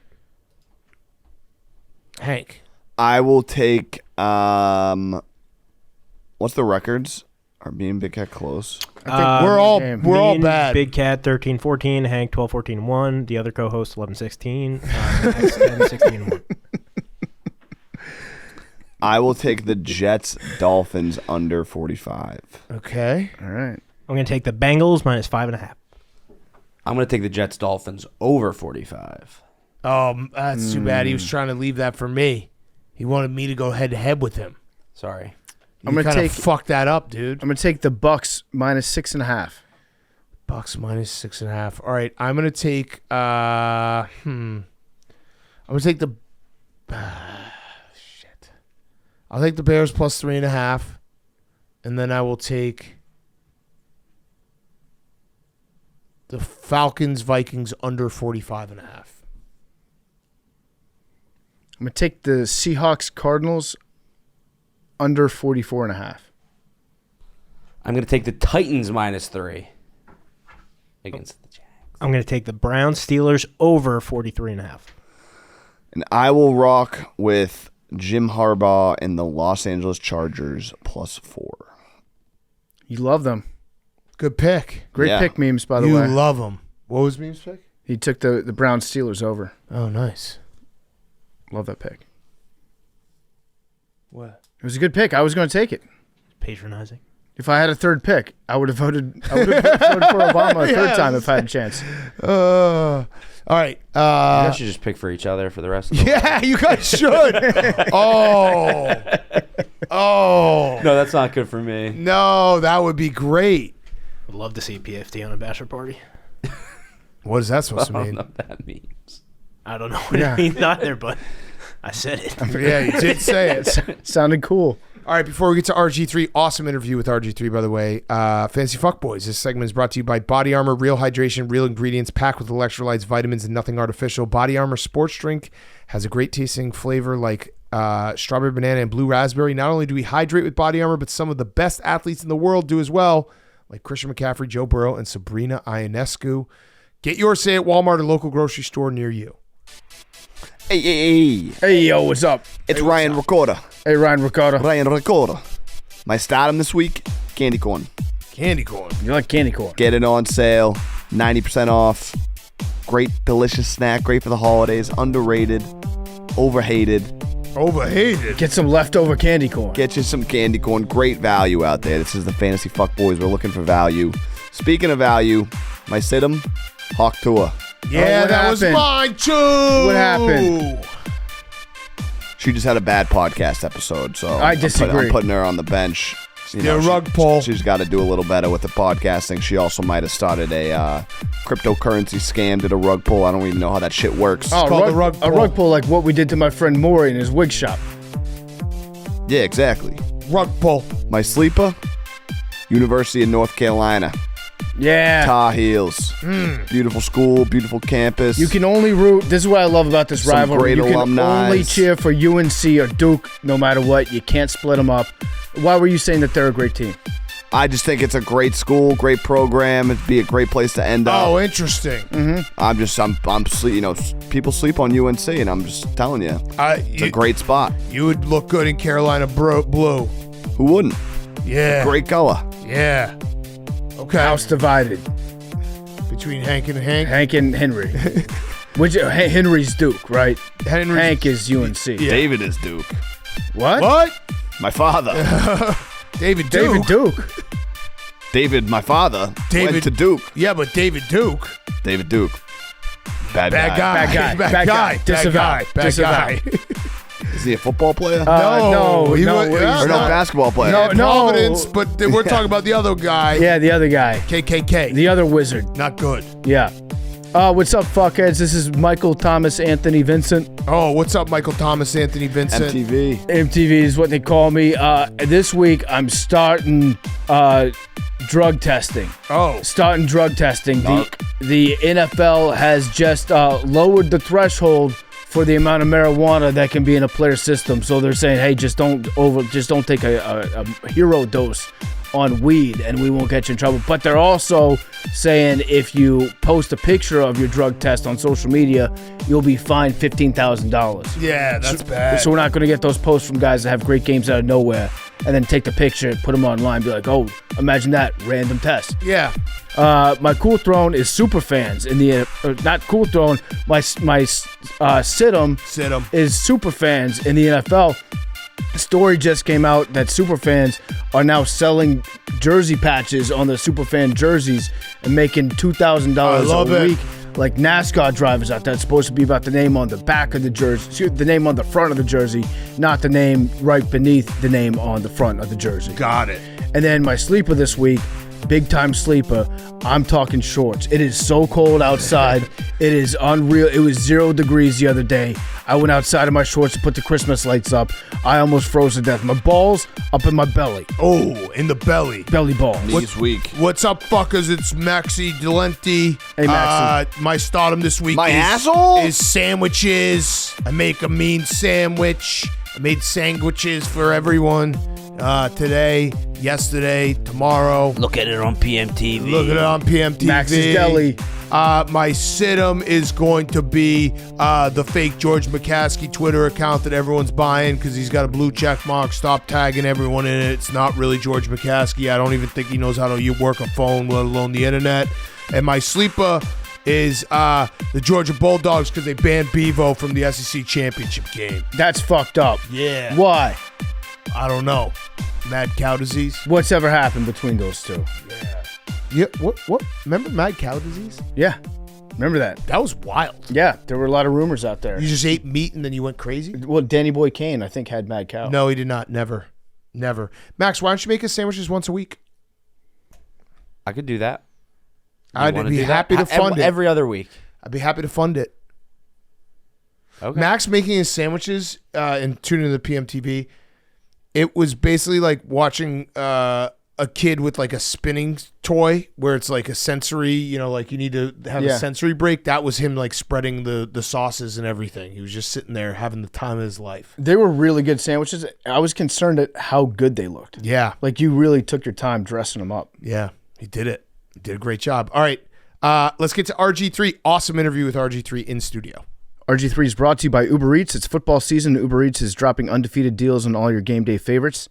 This week, you can enjoy a free medium 2-topping Domino's pizza with minimum purchase only on Uber Eats. It's a free medium 2-topping Domino's pizza. If you're craving even more, they've got you covered. Game day deals on burgers, tacos, wings, and more all season long. Order Uber Eats for game day. Terms, taxes, fees apply. See the app for details. I love Uber Eats. Uber Eats is so good. I order Uber Eats every single night. I got Uber Eats Not last every single night. night, but most nights. I'd say 4 nights a week. Yeah, I'm getting and Uber Eats. lunches. Guess what, guys? It's been like a month and a half since I've had delivery to the wrong address because I'm using Uber Eats, and it lets me know. My favorite Uber Eats is the $150 candy Uber Eats that I just smash reorder on Sundays for the whole squad. RG3 is also brought to you by Chevy. There's a reason we've never done a Mount Rushmore of pickup trucks. That's because for part of my take, there's only one pickup truck, the Chevy Silverado. Why is that? Well, Silverado's been a partner that you can depend on. We've all spent time driving, using the Silverado for all kinds of part of my take jobs, adventures, and other shenanigans. It's been our ride for a cross-country trip to the Super Bowl. It helped us dig the biggest hole ever dug in the state of Ohio last year on Grit Week, and they sponsor the prestigious Lowman Trophy, giving college fullbacks the recognition that they deserve. And this year, Silverado is out west with us for our latest Grit Week. They bring the grit, legendary grit, paired with modern truck tech inside and out. Massive screens in that thing. Up to 8 cameras, 14 different views to help make driving, towing, and parking all easier. And we love the bold, blacked-out look of the new Silverado HD Trail Boss.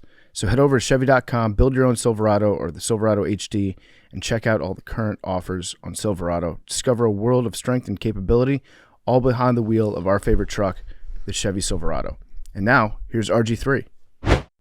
Okay, we now welcome on a very special guest. He's a recurring guest. He's in studio. It is Robert Griffin III, Heisman winner, Rookie of the Year. And also, we got a beef that we got to settle. All right. So, RG3 and I have gone back and forth. Actually, it's not even a beef because I was just wrong. Yeah, it's not a beef. So, I mean, I said it, but... That's big. So, you were saying that Caleb Williams, I think the beginning of it was you were like, Caleb Williams should try not to go to Chicago.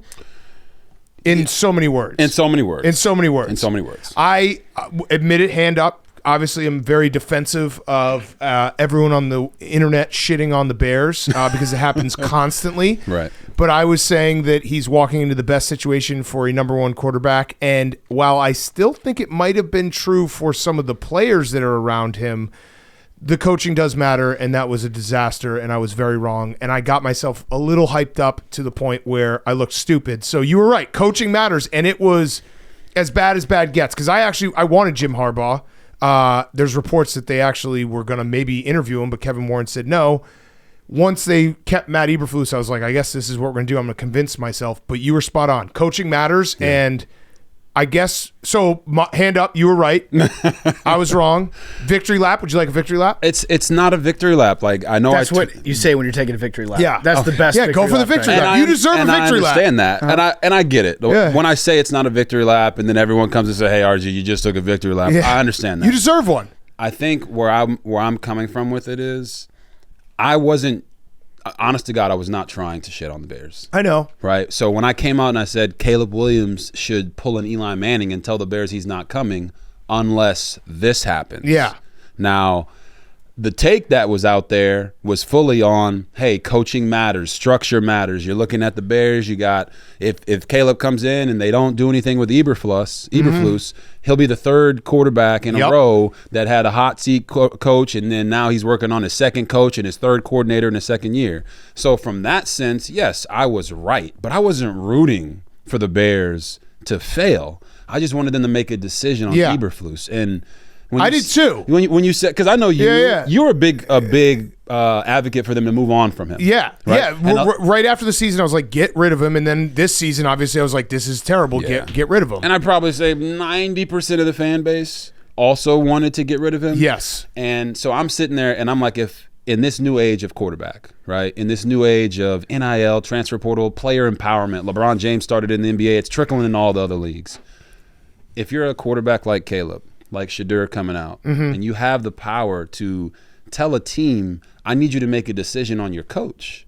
So I was just saying, extend him. If you're going to keep him, extend him so that the team knows that he's their guy. I think they did secretly extend him under the wraps. Yeah. So here's my question to that. And again, you were absolutely right because it was a debacle what Matt Eberflus and Shane Waldron did.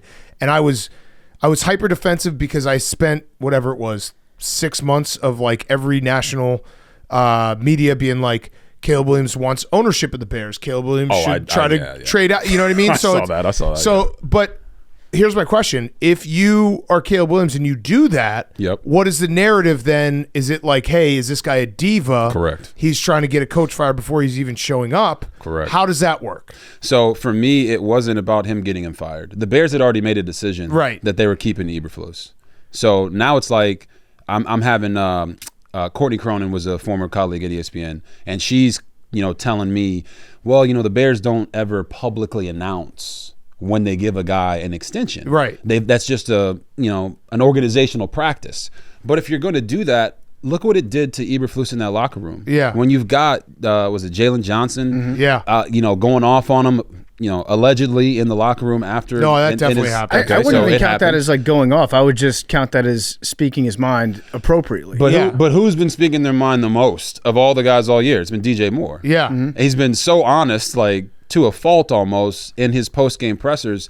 If you publicly extend Eberflus, every player in that locker room now knows he's not going anywhere. Yeah. He's our guy. Yeah. They left it in the balance. So for me with Caleb Williams, all I was suggesting he do is say, I need to know what you're doing with the coach. Yeah. So I don't come into a situation where the structure is bad. And now he's going to be sitting there, second head coach, third offensive coordinator. And the structure is bad. And the structure is bad. And the organization is bad. And we don't have to belabor the point, but the thing that bothered me the most, like, I root for guys. I root for teams. I know, like, me saying that kind of turned a lot of the Chicago Bear fans against me because they want their team to be successful. Yeah. You want your team to be successful. I understand that. I didn't hold it against when you you. wrote that, I think I wrote back, but I didn't tear you down, writing you back. It was like, I understand why you're frustrated. The thing that bothered me was the way that Ryan Poles handled it. Okay. When he go ahead. No, I want to hear what you have to say because I feel like from the outside, you go ahead. Give me your take. Yes. The way that they handled it, going on Pat McAfee's show, and when asked about it, saying it kind of pissed him off, almost as if they weren't walking down the same street. Yeah. They're walking down the Yellow Brick Road to go see the Wizard of Oz that the last three organizational leaders had done. And for him to say it pissed him off because they're there to break the cycle, I'm like, well, I'm giving you my educated, not just throw something at the wall and see if it sticks. I've been through this. PFT knows this. I went through the structure portion of why it matters in coaching and why it matters organizationally. So I'm giving my advice based off of GMs I've talked to, my own shared experience in the NFL. And it's not that they need to listen to me, but don't spit in my face and act like what I'm saying is so disrespectful to you. And, I request from Pat McAfee the same time that you guys are giving me on here to be able to go up there and talk about not just why I was right, but how the Bears can fix the issue moving forward. Yeah. And to me, that was just like, it pissed you off. You want to break the cycle? I want you to break the cycle, man. I'm not rooting against Caleb Williams. I'm not rooting against your team. I want the Bears to be successful. Otherwise, I'd have been doing victory laps all year. But I waited because I knew there was a chance that we could have this conversation and it wouldn't be just constant dunking on you guys. No, it's perfect I'm not timing. a villain. I'm not a no, you're not a villain. Yeah. You were right, and it's frustrating from a fan's perspective because I want them to be good, and every time there's a change, I'm like, this is going to be different, and unfortunately, it's still the same. Correct. And you were right calling that out. I still think Caleb has played well this year, and he's the one shining glimmer of hope that it's like maybe things will change because of him. Yeah. Because I think they'll probably screw up this coaching search too. I think Caleb is a phenomenal player. Early in the year, I noticed a lot of Bears fans were like really worried because Jaden was balling. But he came out playing so well because of the structure. Right. New owner, new GM, new head coach. Guy who can call plays. No expectations. Yeah. So they've exceeded them. The Bears are what? 4 and 8? I don't know, lost 6 are they in a row. Now? Something like that? 4 and 8, yeah. I think they might be 4 and 8. So you look at that and it's like, well, last year you guys were 7 and 10. Yeah. You trade away Justin Fields for a bag of chips on layaway next year, right? A 5th rounder next year. Then you keep Eberflus, and you're in a worse situation now. So I do think that I think they're in a better situation because Caleb Williams is better than Justin Fields. I don't disagree with that. Yeah. But if you move on from the quarterback, you should move on from the coach. Agreed. That's 100%. And we agreed on that. That was my point. And but once they decided to keep him, and at the time, deciding to keep Eberflus, what ended up happening was you had to settle for. I don't want to use the word second rate, but you had. The real hot offensive coordinators did not want to go to Chicago to a guy that was on the hot seat and have to move immediately. Because I know that Bears fans feel a certain type of way about Shane Waldron, but I don't think Shane Waldron's a horrible coach. Like he's a decent coach, but he's the only coach they could get because, as you said, PFT, no one wants to come in and be the hot seat to the hot seat. Right. As soon as things go wrong, you're the first one out. You're the first one out. This is why I wanted Harbaugh, and if the reports are true. The problem now the Bears have is that Ryan Poles has basically been kneecapped with all his decision-making because Kevin Warren is running the show. And it's like, now it's really stupid. And that's exactly what me and PFT were just talking about after the Werewolf game. It's, well, now, who was going around doing all the talking this offseason? Right. It was pissed off Ryan Poles. Right. All right. Now it's Kevin Warren. It's Kevin Warren. I know. It's stupid. So now you're saying to yourself, okay, now is Ryan Poles in the doghouse? Yeah, he is. He should. I honestly hope Ryan Poles, he would never do this because there's only 32 of these jobs. But like, if he has a strong candidate for the head coach and then Kevin Warren vetoes it, Ryan Poles should just quit. I don't think he would, but I would love to see it just being like, you guys aren't letting me do my job. I'm not going to be here because Ryan Poles knows. Eberflus is gone. Yeah. They're going to hire a new coach. He'll get at least 2 or 3 years. Who's the next on the chopping block? Ryan Poles. Exactly. And it's a never-ending cycle. Correct. Right? You're just constantly cannibalizing yourself. And when I look at Ryan Poles, I had a former teammate call me from my time in Washington when I made the statement about Caleb Williams pulling an Eli to use it as leverage to get the Bears to make a decision. And I thought a public decision, as we mentioned before, was important. I think that stuff matters. I think what happened with me in Washington, I think if there were more public statements from the organization, it wouldn't have stopped it all, but it could have damn sure slowed some of that stuff down. Yeah, because when you don't get those public statements, then you start to create your own like fan fiction about what could be going on. Thank you. And there's all these conflicting narratives about like who's talking to who's not talking to who. They're talking to the fourth string tight end and he's putting a story out and they're like, well, we verified it. It's like, okay, you got the fourth string tight end and the fourth string linebacker to verify a story. Yeah. And it just becomes a constant problem. So now I look at it and I'm like, for Ryan Poles, he should still be the one that is out front making the decisions and talking to the media. Otherwise, it just looks like you said, like he got handicapped. Yeah. But the question I have for you, Big Cat, is who do you think should be the next coach? Who do you want to be the coach? So I think knowing the Bears' history, the only way that I'm going to totally buy in on the fact that they've changed anything is if it's Ben Johnson, if it's Mike Vrabel, or somehow, some way Kyle Shanahan. Okay. If it's not those three guys, it's the same old Bears. Okay. Because Ben Johnson, they probably have to drop a bag for. Drop a big bag. And they don't want to do that. They're not comfortable. They're cheap. Kyle Shanahan, similar, would have to drop a bag, maybe draft picks. And Mike Vrabel would be a personality that they have not wanted in that building for a very long time, where they don't want an alpha who is like, this is my system, this is my program. Correct. Kevin Warren, go sit in the fucking locker, go sit in the toilet and let me run the show. If they don't pick those three guys, it's going to be the same thing. They're going to pick an offensive coordinator who's, Liam Cohen, who I think is great for the Bucs, who won 10 games at Kentucky. They'll pick him, but they won't give him any power, and Ryan Poles won't have power, and the whole team will just be the same. I can see. Okay, let's talk about the three you mentioned. Yeah. So first, Ben Johnson. Yeah. He didn't leave Detroit last year. Talked to Amon-Ra St. Brown because they felt like they had unfinished business. Yep. I think they're on the path to try to go finish some of that business they had. Why would he come to Chicago? Caleb Williams. I understand that. That's it. That's the only ticket. That's the golden ticket. I know. It's basically, that's why Caleb Williams, unfortunately for Caleb Williams, he has so much on his shoulders now because he is the golden ticket because everything else is a mess. And I admit that. Correct. And I see it. Caleb Williams, like, it's going to be a coach. If it's Ben Johnson, he's going to be like, Caleb Williams is such a talent that I think I can make this work. And I think it's an attractive job as well because of the skill guys that they have around. You come in, you build up the offensive line, you improve the defense, but you have Caleb Williams, you have Rome Odunze, you have DJ Moore. The roster isn't so bad. It's not a bad roster. Right. Just on a personal level, if you're Ben Johnson, though, if you're the kind of guy that would turn down a head coaching job, there are very few coaching. How many were there last year? 7, 8? Yeah. It's rare that it comes up, and it's rare that you're a hot name, right? Correct. So last year, if you're talking about striking while the iron was hot, he should have done it. The iron was pretty fucking hot last year. And he said he had unfinished business with a team he cares so deeply about, and a staff he cares so deeply about. He's willing to turn down a raise of, I'm going to guess, $10 million a year or more. Minimum, right? To go back to Detroit. To me, that does not seem like the kind of guy that would want to go coach a team in the division against that same team of brothers that he had twice a year, right? Exactly. And you're right. It's like you mentioned about Ryan Poles. There's only 32 GM jobs. Like, to just walk away from one is very rare. It's nuts. Yeah. You shouldn't do it. It'd be good. It would be.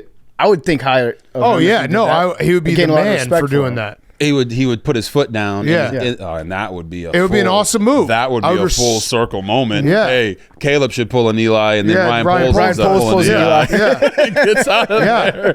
But I think, to your point, I agree that it's difficult to see him coming to Chicago. Yeah, I agree. But listen, it's whether or not, if he sees something in Caleb Williams that he doesn't see in any of the other job openings, that's our only chance. Agreed. Vrabel would be great. Now, who's the next one other than Kyle Shanahan? That's a pipe dream, but they'd have to trade for him because or if he resigns something. I don't know. I will say this, Kyle. I don't want to say we work together. I don't want to misrepresent it. Okay, but he does a thing called the Quarterback Collective, or he used to.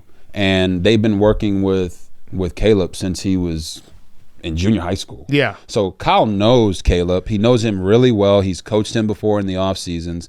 I don't think that he would shy away from that. But it's the structure. Yeah. To me, you almost have to go get someone that no one is expecting. Right, which is a bad thing because that's what they always do. What you're saying, like in a good way. Who was the third person you mentioned? Mike Vrabel. They'll never hire someone who is bigger than the organization, who has an alpha personality. He scares. I like Mike, man. I love Mike Vrabel. I want Mike Vrabel.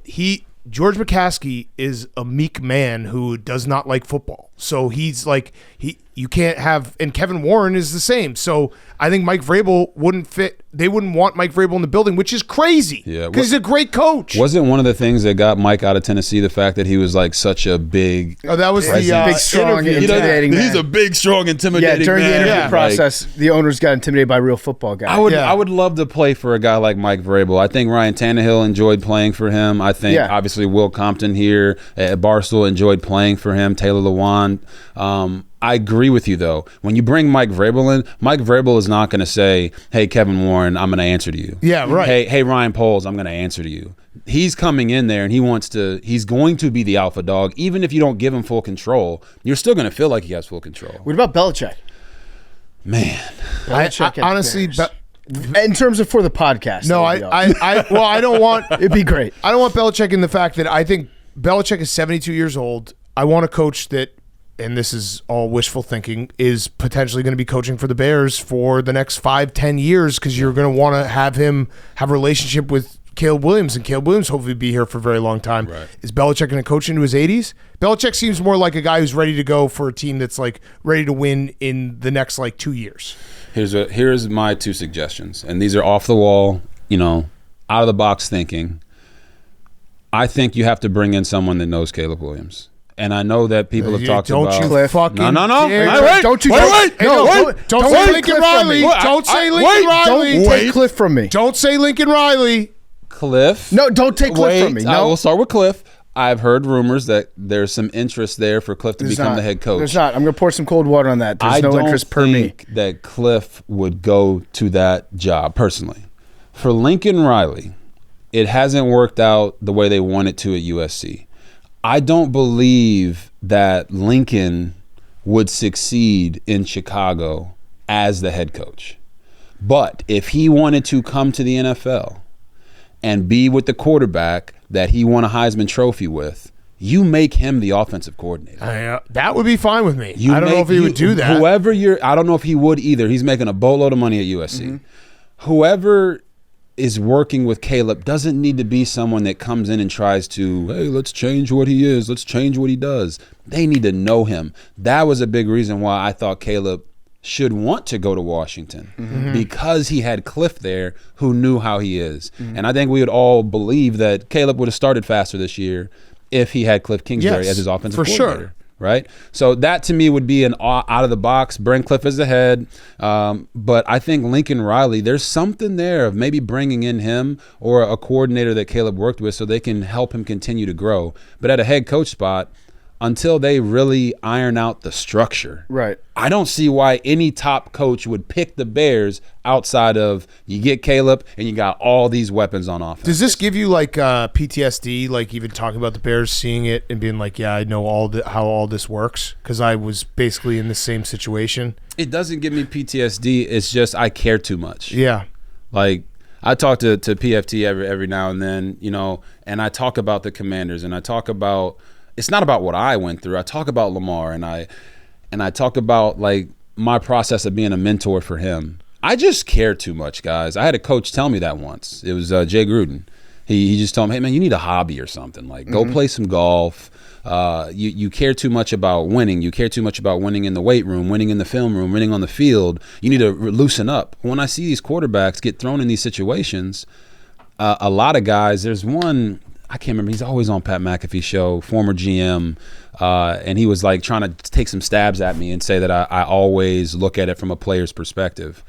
Well, if you're a player and you come in and you've got a shitty organization and they're not helping you succeed, like a Baker Mayfield going to Cleveland. Mm-hmm. And now you look at him in Tampa, and he's a $40 million quarterback. You look at Sam Darnold with the Jets. Well, and also he goes to the Vikings, and he's winning. They're 10-2. Yeah, your intensity when it came to like you were very public right when you got to the NFL about you want to take on a leadership role. You were encouraging guys to do like go above and beyond. Correct. Asking everybody like you have to know your why. Know your why. And all that stuff. I feel like was great when we were winning. Correct. And then once things go poorly, then it's like this guy just won't shut the fuck up sometimes. And they want to poke holes in everything you do. So when it's know your why, and I ask 50 of my teammates on Twitter, because it was Twitter at the time, what's your why? And they're all responding back. It's like, oh, this is the greatest thing since sliced bread. We went 10-6. We won the division. We're winning all these awards, all these accolades. But then the next year you go 4-12. And now when you say know your why, the tendency is to say that's why they're not successful. Right. Yeah. It's like, well, we were successful in the previous year. You guys liked it before. It was the same thing. It's like when Cam Newton wins a game and he puts on the crazy outfit, that guy looks awesome. And he loses a game, it's like, why is he wearing a peacock on his neck? Yeah. Exactly. And like we understand as players, like now at 34, I understand the ebbs and flows of that. Mm-hmm. You don't take it personally as a player anymore because you understand that when you're winning, everything is fine. Yeah. So what does it look like from a player's perspective going into an organization that is in disarray, chaos, mismanaged? Like, what are the actual day-to-day things that make your life harder as a player? Yeah, I mean, I'm sure Caleb comes to Chicago. He realizes that the fan base is phenomenal, right? Like, I'm not mad at the Bears fan base. I don't. Mm-hmm. Didn't. Well, no, you were right. So it wasn't. It's fine to be right, but I don't do it to be right. I'm trying to educate you with my own opinion. So Caleb comes here. He's probably like, oh, I'm going to be the guy. I'm going to throw for 4,000 yards. I'm going to be the franchise QB. So when you get here at first, you don't have a focus of, hey, what's going on with Kevin Warren and Ryan Poles and what's going on with the McCaskies? You just come in and you do your job. You're trying to win over your locker room. And I was like a little bothered by the fact that even before Caleb got to the locker room, there were people in the locker room saying, hey, he can't come up in here being Hollywood. Yeah, no, they love Justin Fields. They love Justin Fields. What is going on? Yeah, DJ Moore liked Justin Fields, and he's a loyal guy. And so they were still upset after they dealt him away. So he's like, I really miss Justin. You know, I'm not going to move on like that. And like I respect that from the players. It's just the organization clearly didn't care. Right. And they said, we're going in this direction. We don't care what you think. So when you step into that environment, you're just trying to win them over. I think Caleb has won them over the past 3 weeks. Yeah, I'd agree. I think before that, they were sitting there like, bro, we should probably still have Justin. And I don't know if that's necessarily right or not. But as a player, you walk in, you don't understand the layers of it till years go by. Mm-hmm. It took me to go to Cleveland. I went from dysfunction in Washington to dysfunction in Cleveland. Then I was out for a year. Then I was blessed with the opportunity to go play in Baltimore. And that organization, the way they run it, Mr. Bisciotti at the top, you got Eric DeCosta. We had Ozzie was the GM my first year there, and then Eric DeCosta took over. You got John Harbaugh. The way they structure that organization is how it's supposed to be done. Yeah. Mm-hmm. And that's where I think players don't understand, damn, why did I come into this league, this whatever, all-star, Biletnikoff, whatever you win, and you get to a team and it's like, why am I not being used the same way? Right. Why aren't they helping me get in the right position? Why am I not making the same types of plays? it's all about the structure. Yeah. And I think for a quarterback, you have a structure that helps you build leadership. I don't know if Matt Eberflus created a structure for Caleb to be a leader in that first part of the season, and now he's gone, and Caleb's got to do that whole process all over again with a new head coach. Yeah. You talked about going to Cleveland. Wasn't there a story that your car got broken into, or like some shit got stolen out of your car? Yes, man, you bringing back. My car actually got broken into in Cleveland and Baltimore, but it was Cleveland. We were at the game, and they valet the vehicles in Cleveland. So you come in, boom, valet guy takes it out, and they had stole like $5,000 from my car. I stole a Rolex out of the glove box, and then we kind of like it became public, and they actually got mad. Like the Browns got mad at me for that. And I'm like, well, I'm not the one who broke into my car. Yeah. Like we got to obviously take care of the players a little bit better, but it was just another sign of a dysfunctional organization. I even look at Jameis now. Like I think Jameis is a genuine guy. I think that the way he plays the game, he reminds me of Sexy Rexy. Mm-hmm. Right? Yeah. Also RG3. Also RG3. Rex exactly. Grossman He's going to keep both teams in the game. Mm-hmm. Yeah. Right? 6 touchdowns in the last game. It just so happened that 2 went the other way. And he has become the story there in Cleveland, but it's the sign of a dysfunctional organization. Yeah. They're not winning. They're 3-9. And the team is excited about a quarterback who is almost 50-50 on touchdowns to interceptions. That's why we love him. Right? Mm-hmm. And it's all because of the dysfunction that they created when they signed Deshaun Watson. Yeah, a breath of fresh air. Exactly. Yeah. So when you see Jameis and you see the speeches and the comments in the post game, like I always wonder, like, are people laughing more with him or are they laughing at him? I just think they're laughing because it's different than what they've been dealing with, the turmoil of the whole Deshaun Watson debacle. Yeah. And Jameis is getting a feed off of that. Yeah. So, I mean, I think I laugh with everyone else. I think it's funny. Yeah. But that's dysfunction. It's a sign of dysfunction. As a player, you don't even know it until you get out of it. Because we're so used to being the man in high school, being the man in college. And then you get to the pros and you realize, well, there's like 16 pro teams that just don't know how to get it done. Yeah. I've always said that there's a dozen, 16, whatever you want to call it, that they're not in the business of trying to win a Super Bowl. It doesn't feel like they're basically trying to make money and maybe catch lightning in a bottle where it's like, oh, a draft class was awesome. Now we're going to the playoffs. How do we sustain it? We don't care. Correct. It's the worst. And I'm not advocating for the Bears to fire Kevin Warren, to 100% to fire Ryan Poles, to sell the team George Rikowski. I'm not doing that. It's just more of have it be clear.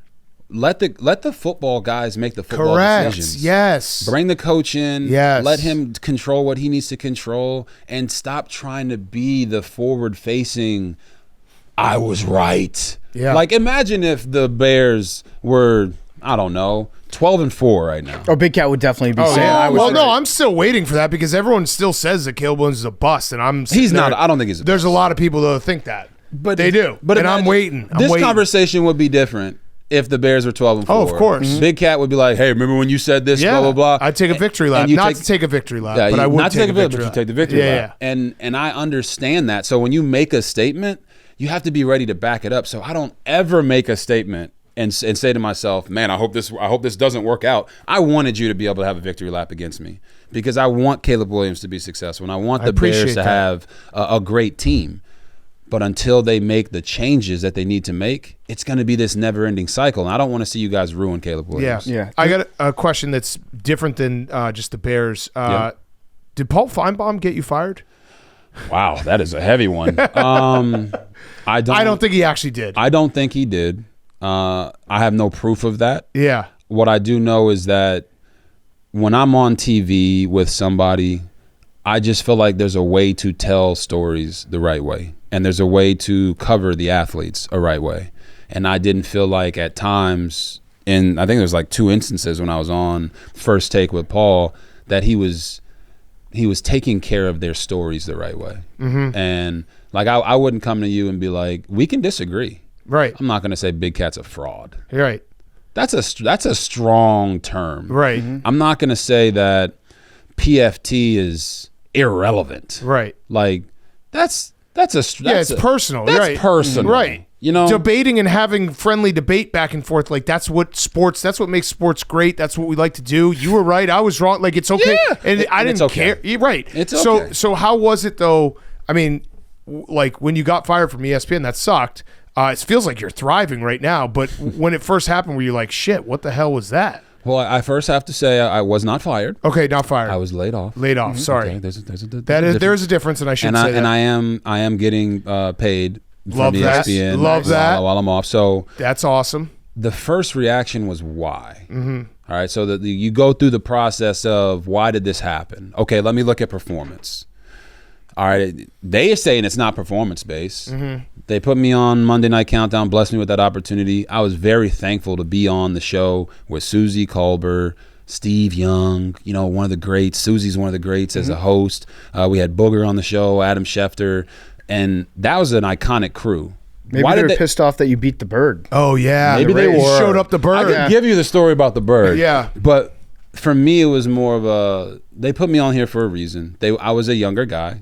Everyone else on the set was a little older. They wanted to hit the younger demographic, just like everyone is trying to do right now when it comes to content creation. And we accomplished that. The show is a success. Then we changed the show. Now it's me, Ryan Clark, Scott Van Pelt, Marcus Spears. And you go on that show and the ratings stay the same, right? So then they bring Jason Kelsey in, and it's like, well, we should be on this thing together, having a good time, two great personalities. I love Jason. I think he's a phenomenal dude. I know he's had some run-ins with some stuff here. We took his side here recently. We took his side in that. When I looked at it from that point, it's like, okay, it's not performance-based. They're telling me it's not performance-based. Then what is it about? And I don't know. That sucks. But what I can do is I can sit here and I can twiddle my thumbs for 3, 4 months, 5 months and try to figure out, well, why did this happen? Or I can just go move on and have fun, enjoy the process. We had the podcast Out of Pocket with Rgiii, and my wife is a co-host on that. And we've had some great conversations with people. And you guys are crushing it. It feels like every other day you're sitting with someone, some big, name or whatever stories, and it's like at the top and it's fun. You know what I mean? You sit down with Dion, Shallow and Shadur, Dana White, sit down with Reggie Bush and talk about him getting his Heisman back. We had a chance to sit down with and have a conversation with the guy, Mike Norvell at Florida State. Yeah. When they're not doing very good right now. I know you guys, you would rather do the interviews with the people who are having a good time. Yeah. As opposed to people who are going through some things. And that was it was a tough one to navigate, but it's been a fun process for me. And I got some stuff in the works that's going to be coming up here in the next couple of weeks. And I'm blessed to be a part of those opportunities. But you just don't want to sit on your hands and feel sorry for yourself. Yeah, I mean, good for you. know? I bet you it probably feels good to know that you kind of control your own destiny now. Correct. And it's, like legacy media as far as like the ESPNs, the Foxes, the NBCs, the CBSs, and then the new age media, Amazon and Netflix. Like I'm open and excited about all those opportunities, but I wasn't just going to sit at the house and be mad about something. It's like they decided to go in a certain direction and you just find a way to be the best version of yourself that you can be. That kind of stinks that they didn't tell you why, though. Yeah. That would have been nice. Or maybe it wouldn't. I don't know. It would bother me.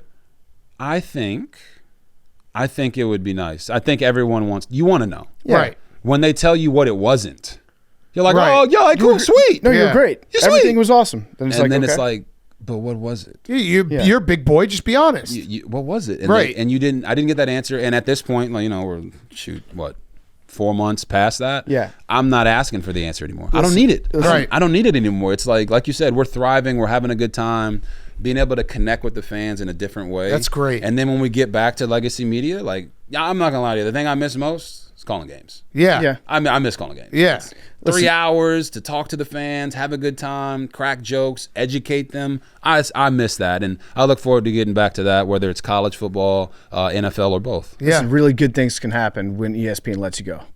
Yeah. We know from experience. What experience are you guys talking about? We had a hit show at ESPN. Oh, what was it? Was it called Barstool Vantalk? Yes, was, it yeah. was. Yes. So, I think you came to the same realization that we did in that it sucks, but if people like you and what you're putting out there, you can give it to them by yourself, and it's awesome, and people will love it. And then guess what? You don't have someone looking over your shoulder being like, "Oh, don't do that, don't do that." I'll answer that, and I'll get to that Eagle, the Seahawk, Seahawk story. For me, when you do this, there's no podcasting. It's views, likes, comments. Hey, what do they like?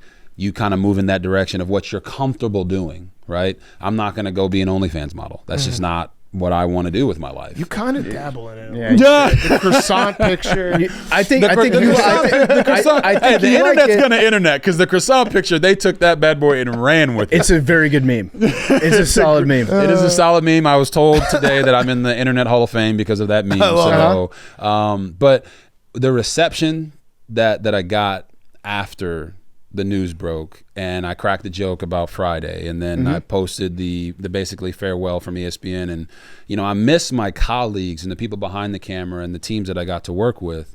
The reception from the fans let me know, hey, you did it the right way. Yeah, right. It wasn't like, okay. Thank God that guy's gone, and you're like, that makes you feel like you should keep going and keep doing it. And if this were the 1980s or the 1990s, if you get let go from ESPN, then you're like, oh shit, what do I do? What do I do There's now? not really a lot of options for you at the point. Correct. But now it's like, yes, you have literally every option is available, and whatever you want to do, you're going to be good. So yeah, tell me about the bird. Yeah, so funny. It was a funny story because when I first got put on Monday Night Countdown, they told me that, hey, you're going to be replacing Randy Moss. And I'm like, I don't know if I want to do that, guys. Like, Randy Moss, he's a legend, straight cash homie.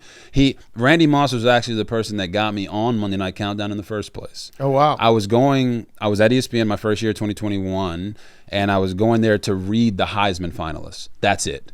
Hey, a Heisman finalist has to do it. We need you on the show. I read it. It's in Buffalo. It's the coldest game I've ever been to in my life, and I didn't have a jacket. Because in Buffalo, if it says it's 45 degrees, it's really not 45 degrees. Yeah. Okay, it more feels like it's 15 degrees. And Randy stopped me in the truck and said, do you want to do Come On Man? No, it wasn't Come On Man. It's do you want to do You Got Mossed?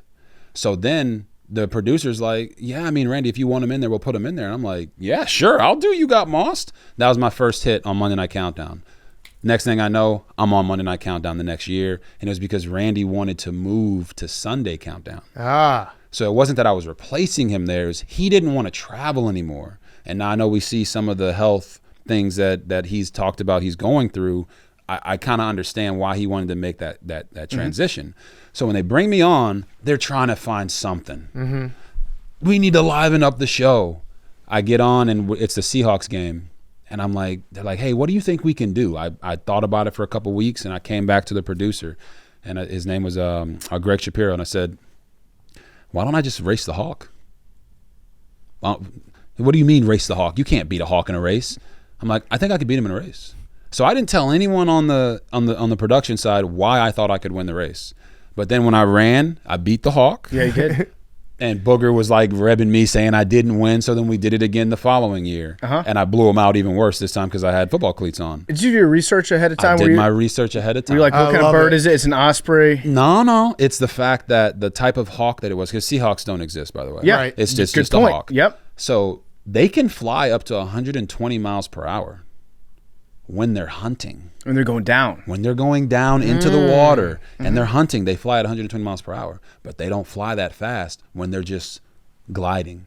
So they made me have to take off when the hawk took off because I raced it first before they aired it and blew it out by like 25 yards. So I had to run again. And they made me take off when he did so he could actually have a chance to beat me. And I beat him the first time and then obviously blew him out the second time. But there's no...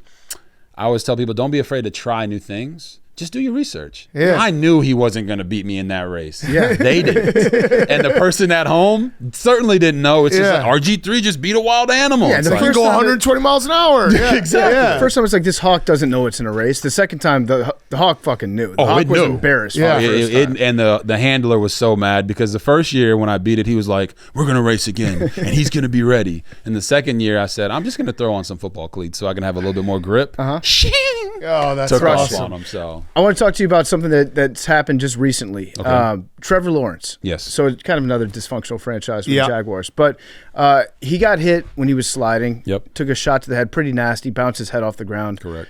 Pretty bad concussion. Yep. Then they suspended the guy that hit him 3 games.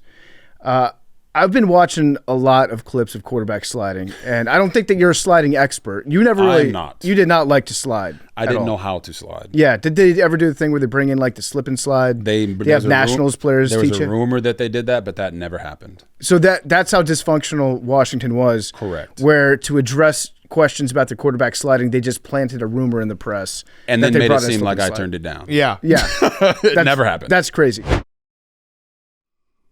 RG3 is brought to you by our good friends over at Kraken. You know, I see a lot of similarities between sports and crypto.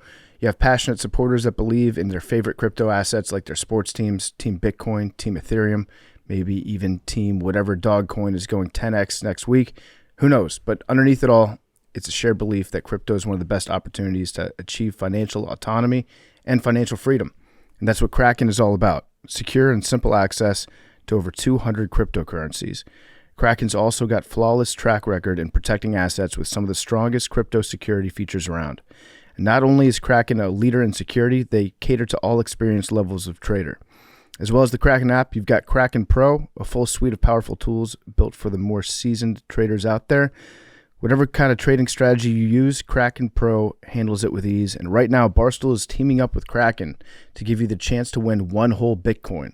That's right, one entire Bitcoin. Today it's at $100,000. Pretty crazy. It's insane. All you got to do is go to kraken.com/barstool. Guess what the price of Bitcoin will be on January 3rd, 2025, as shown on Kraken. You have until December 13th of this year to submit your prediction. Head to kraken.com/barstool now to submit your guess.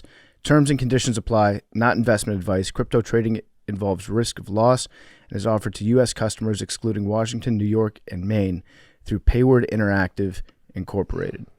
RG3 is also being brought to you by Part of My Cheesesteak. Football's back in full gear, and ordering Part of My Cheesesteak for your game day meal or your late night eats is the best play call that you can make. Part of My Cheesesteak brings you awesome cheesesteaks and loaded fries delivered right to your doorstep. We'll be offering free delivery throughout this entire football season. Free delivery on Part of My Cheesesteak. Take your pick of the delicious cheesesteaks. We've got them made with fresh, thin sliced steak, melted provolone, mouth-watering cheese sauce, and caramelized onions on a toasted hoagie roll. We have classic cheesesteaks, chipotle cheesesteaks, chicken cheesesteaks, buffalo chicken cheesesteaks, and many, many more. You can order the popular Big Cat Combo, get your choice of cheesesteak, fries, and a drink. Find a Part of My Cheesesteak near you, or order yours now at pardonmycheesesteak.com and use promo code AWL for free delivery. And now, here's more RG3. But in watching all these clips, it dawned on me, when a quarterback slides, they're actually putting themselves in a pretty bad position to get a concussion. Correct. So you can avoid a lot of hits if you slide, obviously, and you can, declare yourself down, and you won't take those big shots in the open field. But when you slide, you're putting your head right at ground level to get bounced off the ground if they contact you at all. With Trevor Lawrence, I'm not blaming Trevor Lawrence for this, by the way. He gave himself up in advance, and I think most defenders would have pulled up at that point. But it's like a bang-bang play, and you have to make a decision as defender at the last second whether or not you need to pull up. Yeah. But what are your thoughts on quarterback slides? Yeah, I mean, it's a lot. I will say in Trevor Lawrence's a specific example, I've had 2 concussions from that same exact thing. In Washington, we were playing the Atlanta Falcons, and Sean Witherspoon did the same thing to me. I was sliding, near the sideline, last second slide, even later than, because I don't think Trevor slid late. I think his was just, the guy forearmed in the face. But I did slide late. Witherspoon hit me, bounced my head off the ground. I was out for the rest of the game. In college, I was playing against Texas Tech in Jerry's World, running towards the sideline, slid, boom, got my head bounced off the ground. In college, that situation that Trevor just went through happened to me at least 6 times. And this is 2011, right? Defenders are trying to get as many licks as they can on the quarterback. So when they see you slide, they're going to try to give you something. I'm not saying that they're trying to put you out the game, but they're trying to give you something to prevent you from thinking it's sweet, right? They want you to know that it's sour. When I hear quarterbacks talk about sliding who were not mobile guys, they don't have as many opportunities to be put in those positions. Whereas Jaden Daniels, Caleb Williams, Trevor Lawrence, Kyler Murray, Lamar Jackson, these guys are being put in these situations 5, 10, 15 times a game. So my belief is, yes, sliding is a mechanism to protect the quarterback. You don't take sliding out of the game. But I can also understand from a defensive side why they get mad when Patrick Mahomes does a fake slide. Yeah. Or when Kenny Pickett had the infamous fake slide in college that I was on the call for. That was awesome. I thought it was awesome. It looked cool. But from a defensive perspective, they're saying, well, I'm not supposed to hit the guy. Right. I don't think that there's a perfect solution to it. But I think everyone in their right mind would agree that what Azeez Al-Shahir did was wrong. Trevor Lawrence did not slide late. He clearly went after his head once he went for that slide. That shouldn't happen anymore. But we do have to – I think we might have to start penalizing quarterbacks for fake slides. Oh, man, imagine a Chiefs game getting decided by Patrick Mahomes' fake slide. On a fake slide that they don't call. Because I'll tell you the technique that Lamar has. Lamar doesn't slide. Or maybe he's slidden twice in his entire career. He attacks the knees of the defender. I heard Rex Ryan talk about attacking their ankles. If you attack their ankles, they're going to hit you in the face with their knee. Lamar, when he runs and he knows he wants to get down to avoid the hit, he goes after their legs. Because what do? They move. Yeah, right. So now they don't have any power to hit you, and they're thinking more about self-preservation than they're about how can I get this lick on the quarterback. But like I said, there's no perfect solution to it. But damn, man, we got to be able to see a play and say, there's no two sides to that. It was wrong. And I think he got suspended 3 games because of what happened after the hit. Yeah, not just partially. The hit. You know what I mean? Yeah. The sportsmanship they're talking about, and he got in like 2 fights after that and was like cussing out the fans. That's why he got suspended 3 games. Yeah. Not just the hit. Mac Jones used to go in with his cleats up and just kick you in the dick. Remember that? I remember that. He kicked like 3 guys in their penis. He did. Yeah. That's the way to do it. Smart play. He was out there meat hunting. It's crazy. All right, so NFL, we're getting into December, winning time. Yep. How many teams can win the Super Bowl? 1.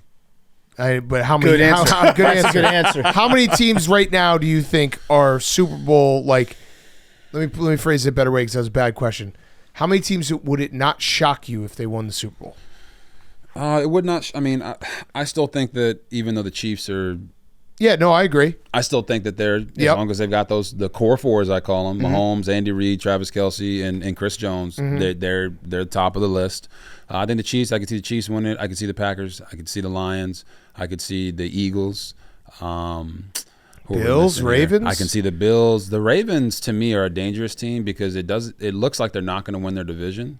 But then if they get in the wild card, I don't think anyone wants to play. No. I don't think they want to play the Ravens. What about the Steelers? I think the Steelers have a chance to win it too. And I said Really? I said that in the offseason when they got Russell, and everyone's like, oh, yeah, no possible way. So, again, I was right. Yeah. But for the Steelers, it's more about if Russell plays like he did against the Bengals. Yeah. Oh, my God. Yeah. They can go score 44 points. Yeah. It's a cliche answer. But any team I could see Washington winning the Super Bowl. I don't know. This year? You know, I could see them winning the Super Bowl because it's so up in the air right now, especially with the Lions. I know we're going to talk about this, when we're watching the stream, but the Lions are so beat up on defense. I know. They're the best team in the league in my opinion right now, but every team at the top is vulnerable. The Eagles are slow starters. The Bills, how many times are they going to allow Josh Allen to drop back 17 times and score 35 points? Like, at some point, he is going to have to be Superman, and that will really test his decision-making. So all these teams are so vulnerable. I could see a team like Washington sneaking in. There you go, PFT. Washington on defense, I know we're getting Lattimore, which is a nice little addition, and he's going to be playing against the Saints next week. At corner. Yeah, been pretty tough at cornerback.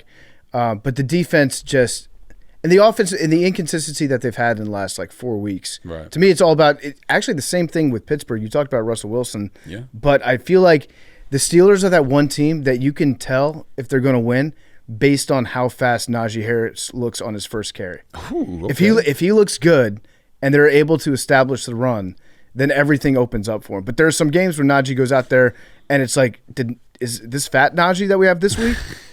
Yeah. I'm not saying that he's fat, but I'm saying he's just he doesn't have that burst. He runs like he's fat sometimes, even though he's not. You get slow Najee, you get fast Najee. If you get fast Najee Harris, then I feel like the Steelers, they can beat anybody. Now, why is that? It's a rhetorical question, but why is that the case for the Steelers? It's because that's exactly how Russell Wilson won his Super Bowl in Seattle. Right. Yeah. Beast mode. Yeah. But the Steelers are playing great defense right now. They had the Legion of Boom on the other side. Yeah. Right? So you're putting Russell in a very familiar situation where now he can drop back and throw those moon balls, and they're not all off play action. Some of them are drop back. Some of them are him scrambling. He looks so much younger. He looks 5 years younger than he did last year in Denver. Yeah, he does. So to put him in that situation with a Najee Harris and to have that running back group rolling and the offensive line rolling, that's why they're in the position they are. And let's be honest, Mike Tomlin, he's the best. He's definitely in the running for a coach of the year. He's the best. Unbelievable. Yeah, and I appreciate you saying that the Commanders can do it. I'm not letting myself believe that yet because I'm just thinking our goal is the playoffs. If we make the playoffs, then that's great. Then anything can happen. Anything can happen. Look at the Ravens in, was it 2013? Was it 2012 when Joe Flacco had Flacco, yeah. Anything can happen. Yeah, when he had his magical run. No interceptions. Anything can happen. I think it was 13 touchdowns, no picks. Anything can happen once you get in the dance. And I think that the reason I feel that mostly is because of the Chiefs. Yeah. They look vulnerable right now, and the other teams that are at the top also look vulnerable. Right. So it could be anybody's game. Right. I won't allow myself to think the compliment. that. I will try to accept. Take What the about the Chargers? Take Chargers? the compliment. Chargers, again, they're playing top 5 defense. Justin Herbert hasn't had to be Superman all year, really. I think that bodes well for them because he's not going to go into the playoffs banged up. Everyone wants to say, "Oh, the Chargers can't win any playoffs games. Oh, Justin Herbert's he's stat padding and doing all that stuff." It's like, no, the man's being Superman for 17 weeks. Yeah. And then when he does get to the playoffs, he's tired, he's banged up, he's got an ankle injury, he's got a rib injury, he's got a hairline fracture in his collarbone or something. Right. Now he doesn't have that. Now they're actually they just won 17-13. They're not having to win putting up 39 points like they were with Brandon Staley. Right. Yeah. So we should talk about the croissant picture Let's do it. in full. Let's do it. Can you just walk me through it when you posted it where you're like, yeah, people are going to love this and not think it's a giant dick in my mouth? Because this happened after we had you on in the Super Bowl, right? Yeah. Yeah. This is true. Was that the Olympics? Yes. So Yeah. So, we haven't the seen you stage. since. We're at the Olympics. Yep. And Paris. We find out in Paris that they have these giant croissants. So I'm like, hey, we got to go get one of these things. Actually, TikTok actually worked with us to get us the giant croissants and create content with them at their headquarters in France. So that was an incredible experience with me and my wife. Shout out to TikTok for doing that for us. But then when we got the croissant back at home, I'm like, we have to take a picture eating this croissant. So you guys have had a situation where your wife or your lady friend threw you under the bus a little bit. I'm not blaming my wife for saying that she threw me under the bus. No, she did. What I'm saying is that when we took the picture, we were both supposed to be eating it the way that I was eating it. Yeah. And she didn't do that. And then she posted it on Instagram with a zoom in. On you. On me.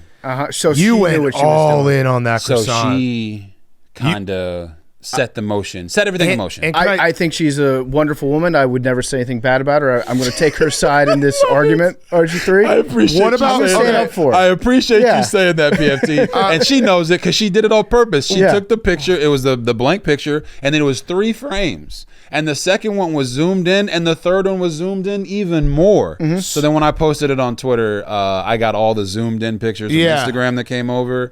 And in like 10 minutes, it was like, yeah, this is going to be a long day. Yeah, so she didn't go all in on eating the croissant. You did, but how do you explain you were cupping the croissant's balls? I was not. Yeah, you were. No, I was. You were caressing the croissant's balls. When you grab a croissant, like if the croissant was a double hander on the side, you might have been in the croissant's gooch. I'd have been able to grab it like that. The croissant was so big. Yeah, I had no choice. He's cupping the balls, PFT. I am not. I am not. You're giving a lot of support. I had like no this. choice but to have the hand underneath because I'm stronger from here. Well, you got one hand. I did not like that, and then one hand underneath. I think you have I think you might even have a finger in the croissant's asshole. I do not. I stand 10 toes down that did not happen. This is not what happened and went down. But the croissant was super heavy. And what I like about you, RG3, because I feel like you have fun online, and you know that it's supposed to be fun. Because some people would post that picture and be like, "Oh shit, I don't want that out there." It's like,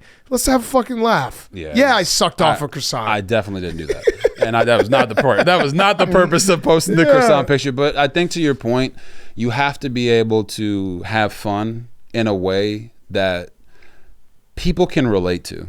When you see that picture of me eating the croissant, I saw Josh Hart, the guard or forward for the Knicks. Yeah, he said he said Jesus himself could not get me to post this picture.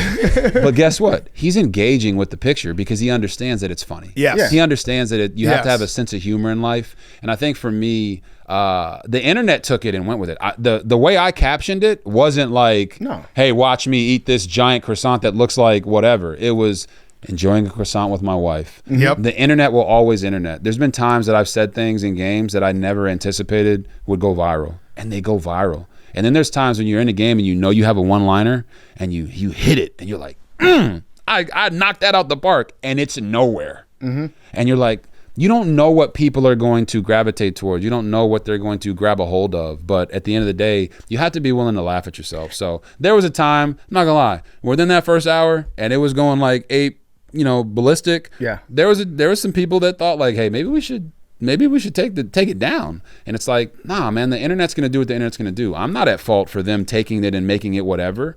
It's a croissant. I can't eat pastries now. Yeah. And you just have fun, you laugh it off, and you move on. And you realize that there's a separation between the internet and real life too. Correct. It's like the internet, they're going to make jokes and we can laugh about the internet making jokes.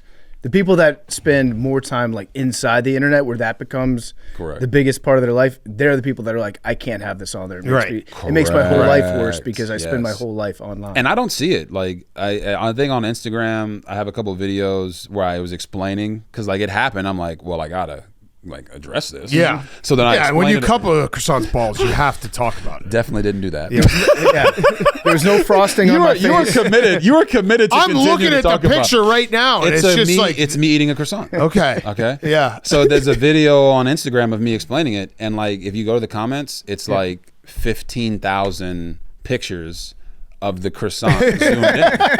And like, what are you gonna do? Are you gonna go through and delete every single comment? Or are you gonna just laugh about it and move on? It would be funnier if you like every day put a video online explaining more about how actually that croissant picture is not dirty. Like it just double, triple, quadruple down. Just be like, you guys got to stop with this fucking. You guys are the perverts. Yeah. Not me. And honestly, I mean, it's the truth. It's like, hey, how you view something is how you view it. If you can't laugh at yourself, man, then what are you really doing? You can't. It's great quality. If you can't laugh at yourself or laugh at a moment and move on from it and not be bogged down by it in your own mind, then it doesn't matter. So I don't worry about it. It was fun. It went galactical, and you move on. Yeah. Yeah. All right. I got one last question for you. This has been awesome, Rgiii. If people haven't seen, we basically, he's been here all day. He's gonna be on the Pro Football Show. When this comes out, it'll be tonight.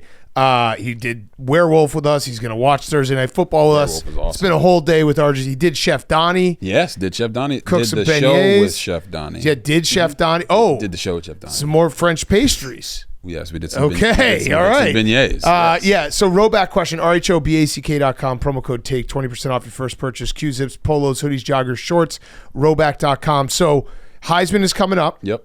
You are a Heisman Trophy winner. How cool is it when you go there and you get to like how does it work? Because I imagine it's like some back room with like a bunch of books and everyone sits down who won a Heisman and you guys trade war stories. That's what I want to imagine. But is it like being in a room with everyone? That happens at the Heisman House. Okay. So when we're with Nissan and we go to the Heisman House, we got video games in the back, and you get to sit down with Baker Mayfield and Tim Tebow and Charles Woodson and Desmond Howard awesome. And Eddie George and all these guys. OJ? Was he ever invited? Who? OJ?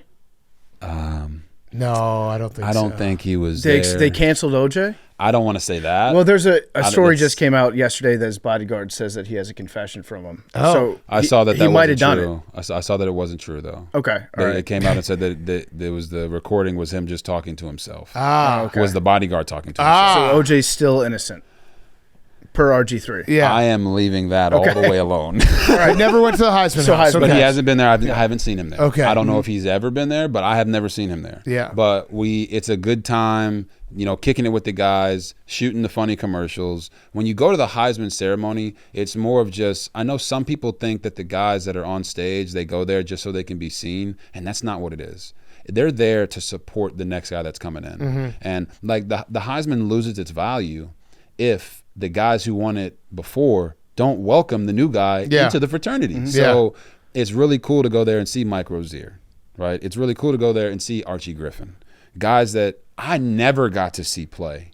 but they believe so much in the Heisman fraternity that they're willing to come back and welcome the next guy into that. That to me is awesome. So, ESPN runs the show, and I've been a part of that broadcast for the last 3 years. I'm not going to be a part of the broadcast, but I'm still going to go back because it's important to welcome, whether it's Travis Hunter, Aston Genty, Shedeur Sanders, Cam Ward, whoever it is that wins the Heisman. It's important to be there to support them. Yeah, that's awesome. It's a cool, it's a trophy that still holds meaning, There's not, people don't really remember MVPs very often, you know what I mean? Like, Rookie of the Years, like they're obviously great, but a Heisman, I don't know. There's something special about it. Yeah, it certainly feels special, and it changes your life forever. It's not just the Heisman House, but it's the way that people look at you. And other awards, it's not to speak down on the other awards. They just don't remember. Right. I won, with all due respect, I won the Manning Award my last year in college. No one says Robert Griffin III, the Manning Award winner, right? They say Rgiii, the Heisman Trophy winner. Yeah. So there is a certain level of prestige, and that goes with all of them. It's not just the Manning Award. It's whether it's the Maxwell, the Biletnikoff, all these other ones, the Davey O'Brien.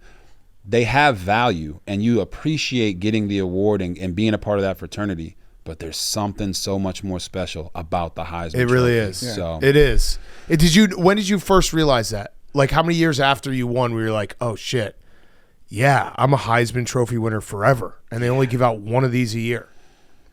Honestly, I'm 34, so it's not like I'm 55. Right. And that first check for the Heisman House, I was like, wait, what? Y'all giving out checks like this to come do this commercial? Like that was a moment of like, oh wow, this is the gift that keeps on giving, because we have guys like an Eddie George who's been removed from the game for 20 years.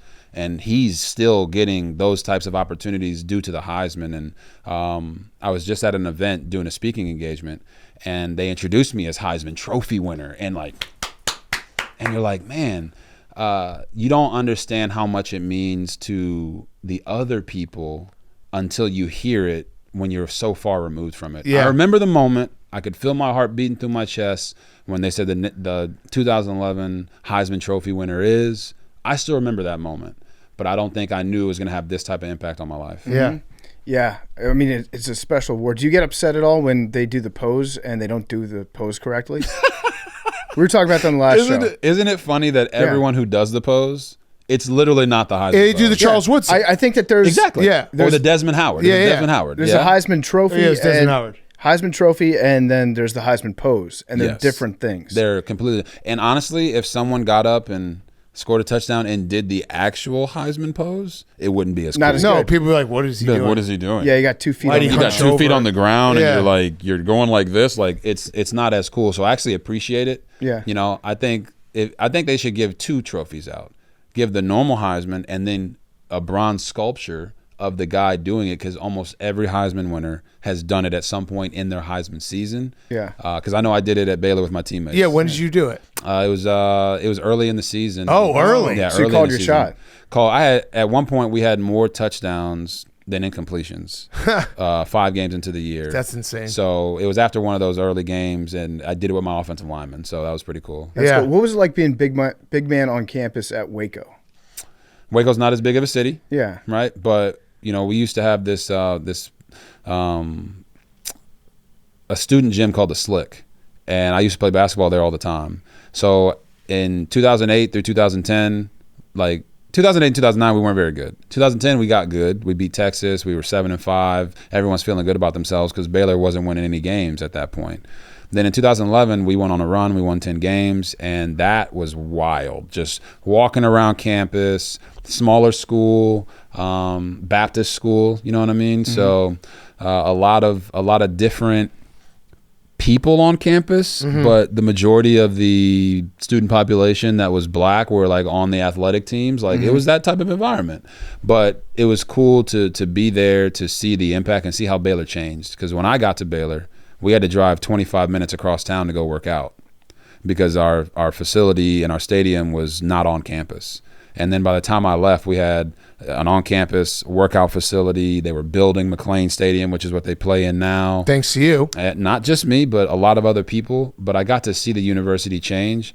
At one point when I was a freshman, man, I'd go to class, you know, those big auditorium classes where you got 500 kids. Yeah. And the teachers would be in the class making fun of us, like making fun of the football team, like cracking jokes. And I'm like, my God, our coach made us walk around with a shirt that said, I play football for Baylor, because nobody took pride in it. Yeah. But by the time in 2010, 2011, now I'm going to these big auditorium classes and the teachers are praising us. Right. That was a very weird thing to go through. Yeah, that's a cool yeah, transformation. But it was a great transformation to see. Like, I'm glad you're saying this, but also I know what you said. Yeah. I remember what you said 4 years ago. It also must have felt pretty good to just like walking around Texas being like, Austin didn't want me. Yeah. Mac Brown didn't want me. Yeah. You know, Mac Brown just unfortunately got Fired, fired. yeah. Fired Well, at JMU North made him Carolina. quit Yeah. early this season. You think so? Yeah, well, he quit. He literally quit. He after quit for that like game. 24 hours. And then he's like, "Psych, I'm back." Oh, really? Yeah. So JMU broke him. I But did not know that. But Mac never talked to me in recruiting. It was his recruiting coordinator. And they wanted me to be an athlete, which means they'll play you at safety, they'll play you at receiver, they'll put you wherever they want you to be. I was a fast track and field guy. So they never gave me an opportunity to play quarterback or even be recruited as a quarterback. But after my freshman year at Baylor, Mac met me at the 50-yard line at UT Stadium, and he said, man, we really messed up with you, didn't we? You can come here anytime you want. So I look at that sometimes, I'm like, man, what if we were in the NIL transfer portal days back in 2008? Would I have transferred to Texas? And the answer is no, I wouldn't have. But it's nice to think about. And had they offered me a scholarship to play quarterback, I probably would have went there. Yeah, to initially, be quite honest right? with you, I probably would have. it was you and Johnny Manziel. Correct. And I think Mac Brown was like, these guys could play safety for me. Correct. Yeah. And then Andrew Luck too. They missed on Andrew, missed on myself, Johnny, Drew Brees didn't go there. That's crazy. They missed on Jalen Hurts. Wait, so- you wouldn't have transferred though? I know it's easy to say right now, but if Texas is like, we're going to give you $6 million a year to play football. Yeah, I would go to Baylor and say, give me 4. Yeah. Give me 4 if you can. And I'm not saying, like, I did not grow up with money. So the likelihood of a team coming to you when you're an 18-year-old and paying you $6 million, you're going to entertain that. Yeah. The way I look at it is I love my university, and I went there for a reason. You know, everything worked out for me the way they worked out because I went to Baylor University. So had I gone to Texas, would the Heisman Trophy that we won at Baylor mean as much at Texas? I don't know if it would have. Yeah, probably not. You know what I mean? So God has a plan of making that stuff all work out, and it definitely worked out in my favor. Well, Rgiii, it's been awesome today. Great having you on. Congratulations on being very right again. I got one last thing for you guys, though, okay? Why do you guys sometimes let guys come on the show and just lie? Oh. Good question. Go on. All right. Mike Silver. Okay, I thought that's where we were going. You knew where we were I thought that's going. where I did not know where you were going. All right, so Mike Silver came on the show. This was about a month ago, maybe? Yeah. A couple months ago, maybe a month and a half. Yeah. And he told you guys this story about the Cleveland game when Kirk threw for like 7,000 yards. Right. And like 16 touchdowns, and it was a great game. It was like right after Haloti Ngata hit you in your knee, you sprained your MCL, so you were out, right? Exactly. It was a LCL. LCL? Oh, yeah. He messed me up good. And he told you a story about how Dan Snyder walked in the locker room and like damn near trucked Kirk to get to me and asked me if I was okay. Yeah. And then he threw something else out there saying that Mike Shanahan and my dad were off in the corner of the locker room. My dad was yelling at him, saying, "You need to run these plays with my son." That reminded me. I did watch it. I saw the clip. I didn't respond because I had a feeling we would come on the show and talk. And it's not you guys' fault, right? It's your show, but it's not your fault that he comes on there and he lies about it. But I had this conversation with a teammate of mine who was on the team at that time, and it like, when is a parent ever in the locker room yelling at a coach? Yeah. When is you ever see a guy say, "Hey, you got beat up by 7 dudes," and then you go back and you watch the tape and he got beat up by 1 guy? Talking about Biz?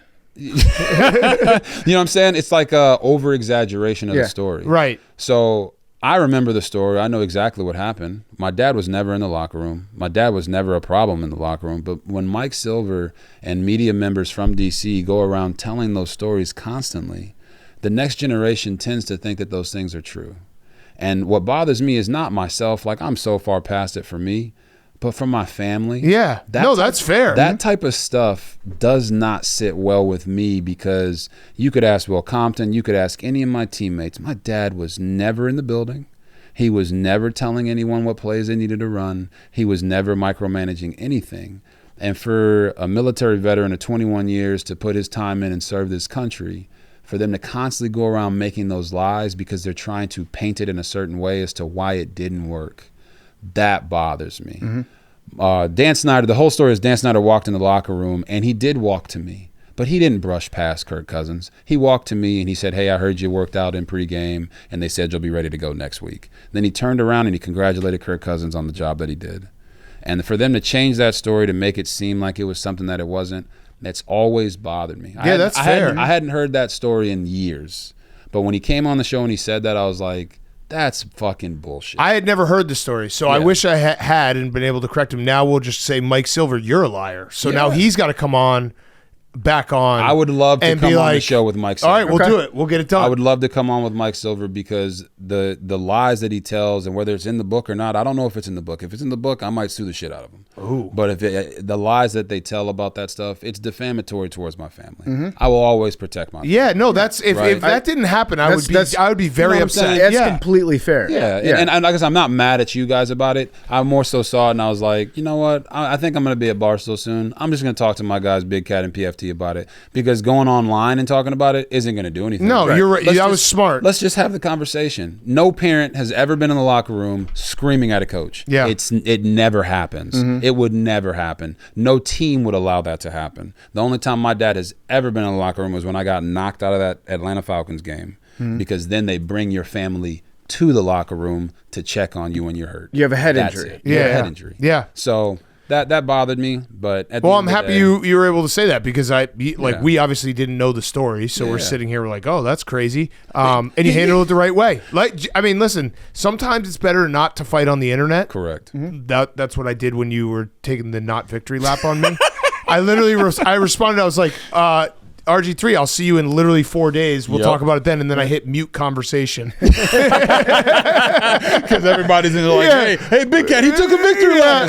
It's like, no, I like RG3. I'm not going to let other people try to put a wedge here. Nah, I like you guys. I think what you do is phenomenal. The way you connect with your fans is great. Everything today has been top notch. I look forward to the stream later. Yes. Yeah. All right. And we'll have to catch a Commanders game together. We were going to go to the Cowboys game. It was on a Sunday, but if there's a Monday night game in D.C., and you have that available, I will be there no matter what. Love it. I appreciate that. Last request I have for you guys is, would you guys like to come with me? Or is this Croissant? To run with the Bulls. Oh. Can you do it? When? We've talked about this July. being a punishment. I don't want to. But I want to. I want to. Come on. I don't want to, but I feel like I should. No, I'm the opposite. I want to. I don't want to have to travel. If you could bring the Bulls here, I'd fucking run with the Bulls every day. We might actually have to pull that But off. I don't really want to get on a flight in July and have to go to Spain. Yeah, when is it? It's in Spain. It's in July. It's the first 2 weeks of July. That happens to be when we usually take a vacation. And chill week. Can you find us some Bulls that we could do it here? What about chill week in Spain? Chill week in Spain. Yeah. I'm gonna put me down as a maybe. As a maybe? Yeah. I'm gonna tell you, I think I'm in. Yeah. I think I'm in. But chill week. But we could do chill week in Spain. Well, the whole point of chill week is the interviews. There are no interviews in Spain? No. Yes, we can get some interviews. Messi? In Spain. Max is shaking his head. He agrees with me. We already have plans. We already have sold chill week. This is already sold. Do we know the date? What date? Yeah, what date is it? Well, they do it every year. So I'm out this year. I know the date for. I'm out this year. Okay. But I'm in for a future year. Okay. I'm gonna hold you to it. Well, we don't even know if Chris dates Long and conflicting Kilimanjaro. The dates might not conflict. Yeah. Let's He's look at the looking it up dates. now. I don't think they conflict. Oh, fuck you, memes. I mean, it's Good man memes. This is last year's date. Last year's date was July 10th. That's exactly when we're in Tahoe. For running y'all the are going to Bulls? Tahoe again? Yeah. Oh, okay. Because I mean, it was we did it last year. It was the best thing Was it ever. great? We got 10 interviews, Yeah. incredible interviews. There's and a lot of people there. I was there. face to face. Tahoe is it's a monster now. Yeah. All right. Top notch. July July 7th through 14th. That's literally chill week. That's the Bulls? Yeah. All right, we'll figure it out. We'll figure it out. I want to do it. I do. I got you as a yes. I've but we'll always figure it out. wanted to do it. I've just never wanted to travel. I don't want to do it but I'm in. Yeah. I'm reluctant. I know exactly what you mean. You know what I'm saying? Like I know exactly what you mean. Sometimes you have to take stuff that feels so wrong and be like, you know what? I also wouldn't hate getting roughed up just a little bit by a bull. Really? Not fully. I don't want to get ragdolled. You want the horns from the bull? I would like just not the horns. Maybe like the bull like headbutts my ass or something. Big Cat's concerned after all the bad shit he said about the bulls for the last 10 years. Yeah, they're gonna come after me. Oh, I've always thought it looks like the most exciting thing ever. And also, I'm an idiot, so I'm like, I have no problem getting out of the way. I think it'd be awesome. I might end up killing a bull with my strength. Am I allowed to take any mind-altering substances before I run with these bulls? Yeah, I can neither confirm nor deny if yeah. you have taken any mind-altering substance. Okay, all right. So put it on the list. Put it on the list. It's that and climbing Kilimanjaro with Chris Long. Yeah, we'll do We both. owe him that. Really? Yeah. You guys are climbing Kilimanjaro? Well, we say yes to a lot of things. Okay. Yeah, Understood. but I would like to do this. Okay. So we'll figure it out. We'll figure it out. We'll make it happen. All right, Rgiii, thanks so much, man. Appreciate you guys. Welcome back to another Fyre Fest of the Week, brought to you by our friends over at Morgan & Morgan. You know what really sucks? Not picking the lottery ball number and having never picked the lottery ball number. You know what doesn't suck? Calling Morgan & Morgan if you're injured so they can help you get what you deserve.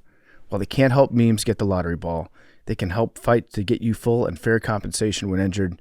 Their fee is free unless they win. For more information, go to forthepeople.com/PMT or dial #law #529 from your cell phone. Okay, let's wrap up. We got Fyre Fest of the Week. Henry, Yeah. How you what's doing? up? I'm not doing great. I have about 5 Fyre Fests currently going on all at once. 5-alarm Fyre Fest? One of which I'm not even ready to. We'll talk about in a couple weeks. And then the other one, I'm just gonna brain dump because I don't even really know where to start or finish. Okay. And then hopefully we just come to a solution. With it. Okay. Inside Hank's head. Yeah. 9-darter Yeah. dunking. Yeah. I know I said I was going to do the 9-darter. Vanny Woodhead. Vanny Woodhead's looking good. By the way, let me stop you before this. I By have looking good, I mean kind of. I have talked. That's not even on the to- list, but that's like a future Fyre Fest. I've talked to a tattoo artist. I think I'm getting my tattoo next week. Well, maybe we can collab. No, I'm just gonna pay off my bet. Oh, okay. Cool. Baseball stream is also not looking great. Uh-oh. The boys are down bad. I was going to get a perm 2 weeks The ago, boys are down bad. but I couldn't. I will be getting a perm.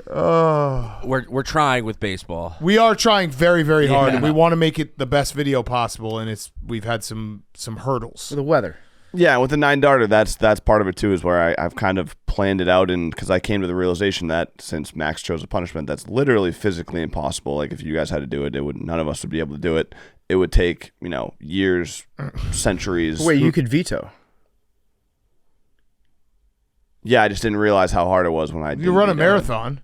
Well, we already went through this process. Whatever. So came up with a plan for a stream where basically I live in the office for like 3 or 4 days, and there's stipulations every 12 hours. It gets easier and easier, so that way at some point it can finish. It's not going to be 9 consecutive darts, but it's like enough where the punishment is paid off because I've literally stayed at this office for 4 days.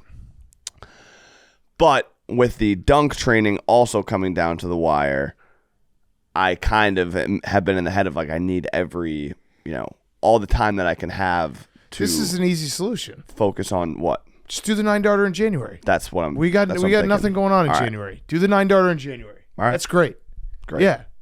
Easy. And I was gonna say like, with the the 4 days, there's gonna be other stuff that's going on during the streams because it's like I can't just throw darts the whole time. So like stuff like getting a tattoo or like whatever it may be. Oh, okay, I can do that.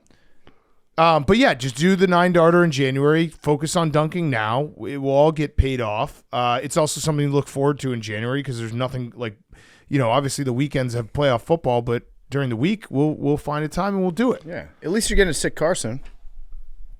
No, I said 2 weeks ago. Oh, no. I forgot about that. I have a sick car. Okay. No, you have a nice car. Is it sick? It's pretty sick. I It's don't a nice know. car. It's got some damage. I drove in it the other day. It's a little tiny. I'm being honest. It's a little tiny. Like I was parking Hank's car, and my car is large, and so I was like, oh shit, can I fit in this spot? And I parallel parked, and I was like, oh my god, I can put another car in here. Yeah, it's so tiny, it's That's so nice. cute. It's like putting in your little pocket. Yeah, boyfriend car. That's a plus. It's not guy from the bar That's car. a plus right there. That he just said your car stinks because you can get into parking spots. Yeah. No. It's No, so that's what he was small that I could put it in my pocket. Hank, fight back. Yeah, no, I mean, like, you have, like, kids and shit. I don't. So it's like, I don't really need large space. I'm also not, I don't have to worry about my personal size like you do. That's good. Way to go, Max. Get him. All right, Max just pumped you up. Also, Hank's pole in the parking lot has claimed another victim. There was a shattered brake light next to that pole. Oh, it wasn't you. No, it wasn't. It was red because I was like, oh, boy. No, it wasn't me. Somebody else, because Hank installed that pole directly in the middle of the parking lot where nobody can see it. He did. And removed the yellow paint, advising people caution. Another car from Barstool Sports, an anonymous employee, has backed into it. Yeah. So that's two pelts on the wall for that pole, Hank. I hope you're happy. Okay, good job. Glad we got that figured out. Yeah, me too. All right, PFT. My Fire Fest of the week is Turkey.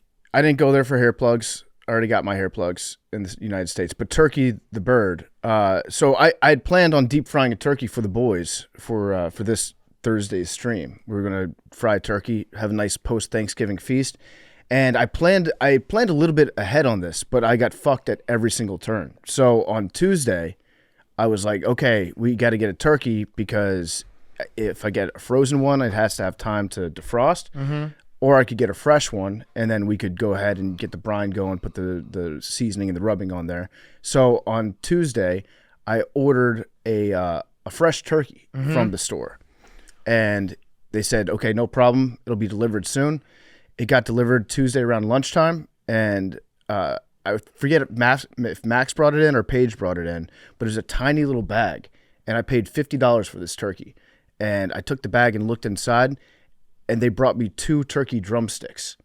Oh. And the price on there was $7, and they still charged me $50 in the app. And I was like, what's going on with this? This is not right. So now that's a thing I have to fix, go back and forth with the app, get a refund.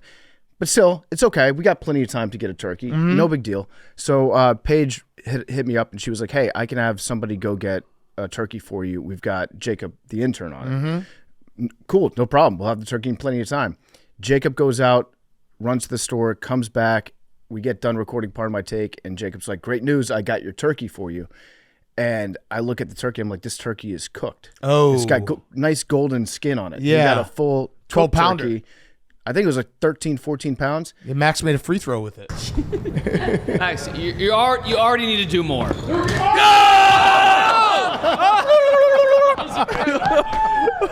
Oh yes, that was sick. And I think it was $100 for that turkey. That was $120 turkey. Okay, so now we're at $170 for the turkey.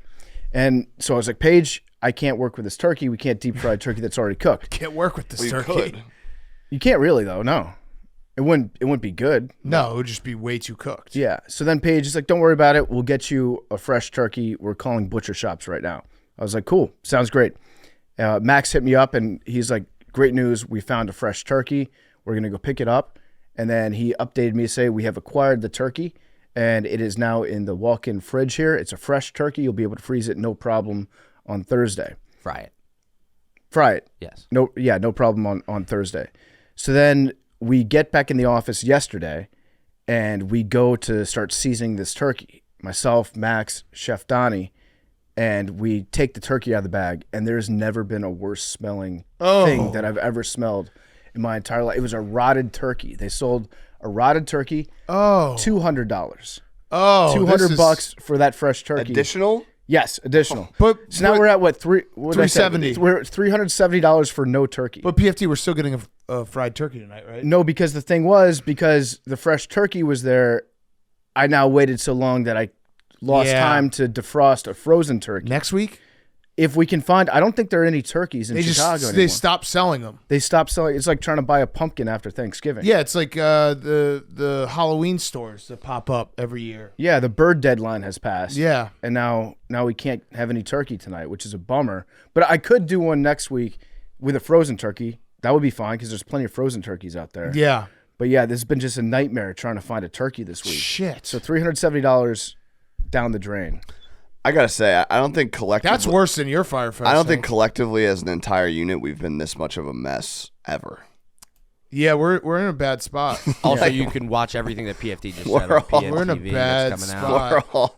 We're all watch all of this debacle go down. President Pug, who is as wise as he is benevolent, he documented the entire thing with the understanding that we were going to get a fried turkey paid off on Thursday, and the boys would have a nice feast before football.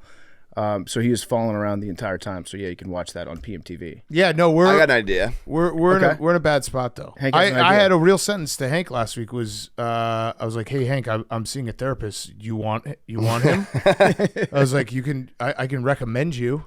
That's where we're at. It's been a long football season. What if you fry the turkey during the dart stream?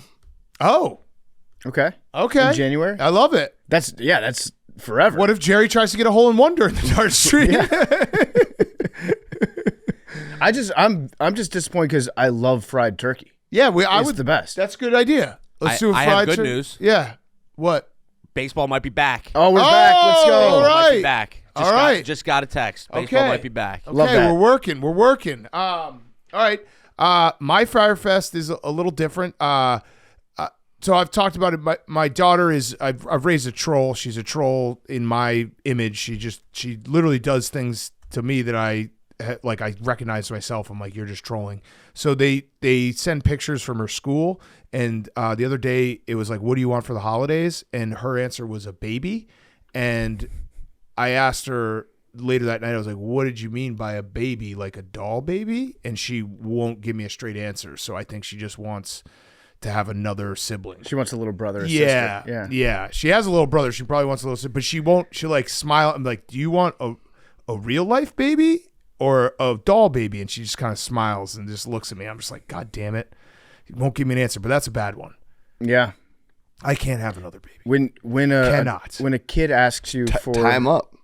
Did you think about it though? Or you're like, oh, I can't disappoint my daughter. We had a conversation. That sounds like you're about to have another baby. We had a conversation like 3 months ago. It's actually the world works in a particular way where we had a conversation. We're like, what if? And then my kid submitted like the worst night of like dinner and bedtime and bath, and we're like, haha, that's out the window. You got to get snipped. I do. You got to get snipped. I got to get a snipperino. I'm just scared. I don't want to. What if you ended up with get snipped? 10 kids? Once you have like that would be a funny once you have show six kids, I feel like 10 kids I don't is know nothing. why it would be fun. I don't want. Yeah, what would be fun about it? I don't know. I also don't want. I'm scared. I'm scared to get snipped.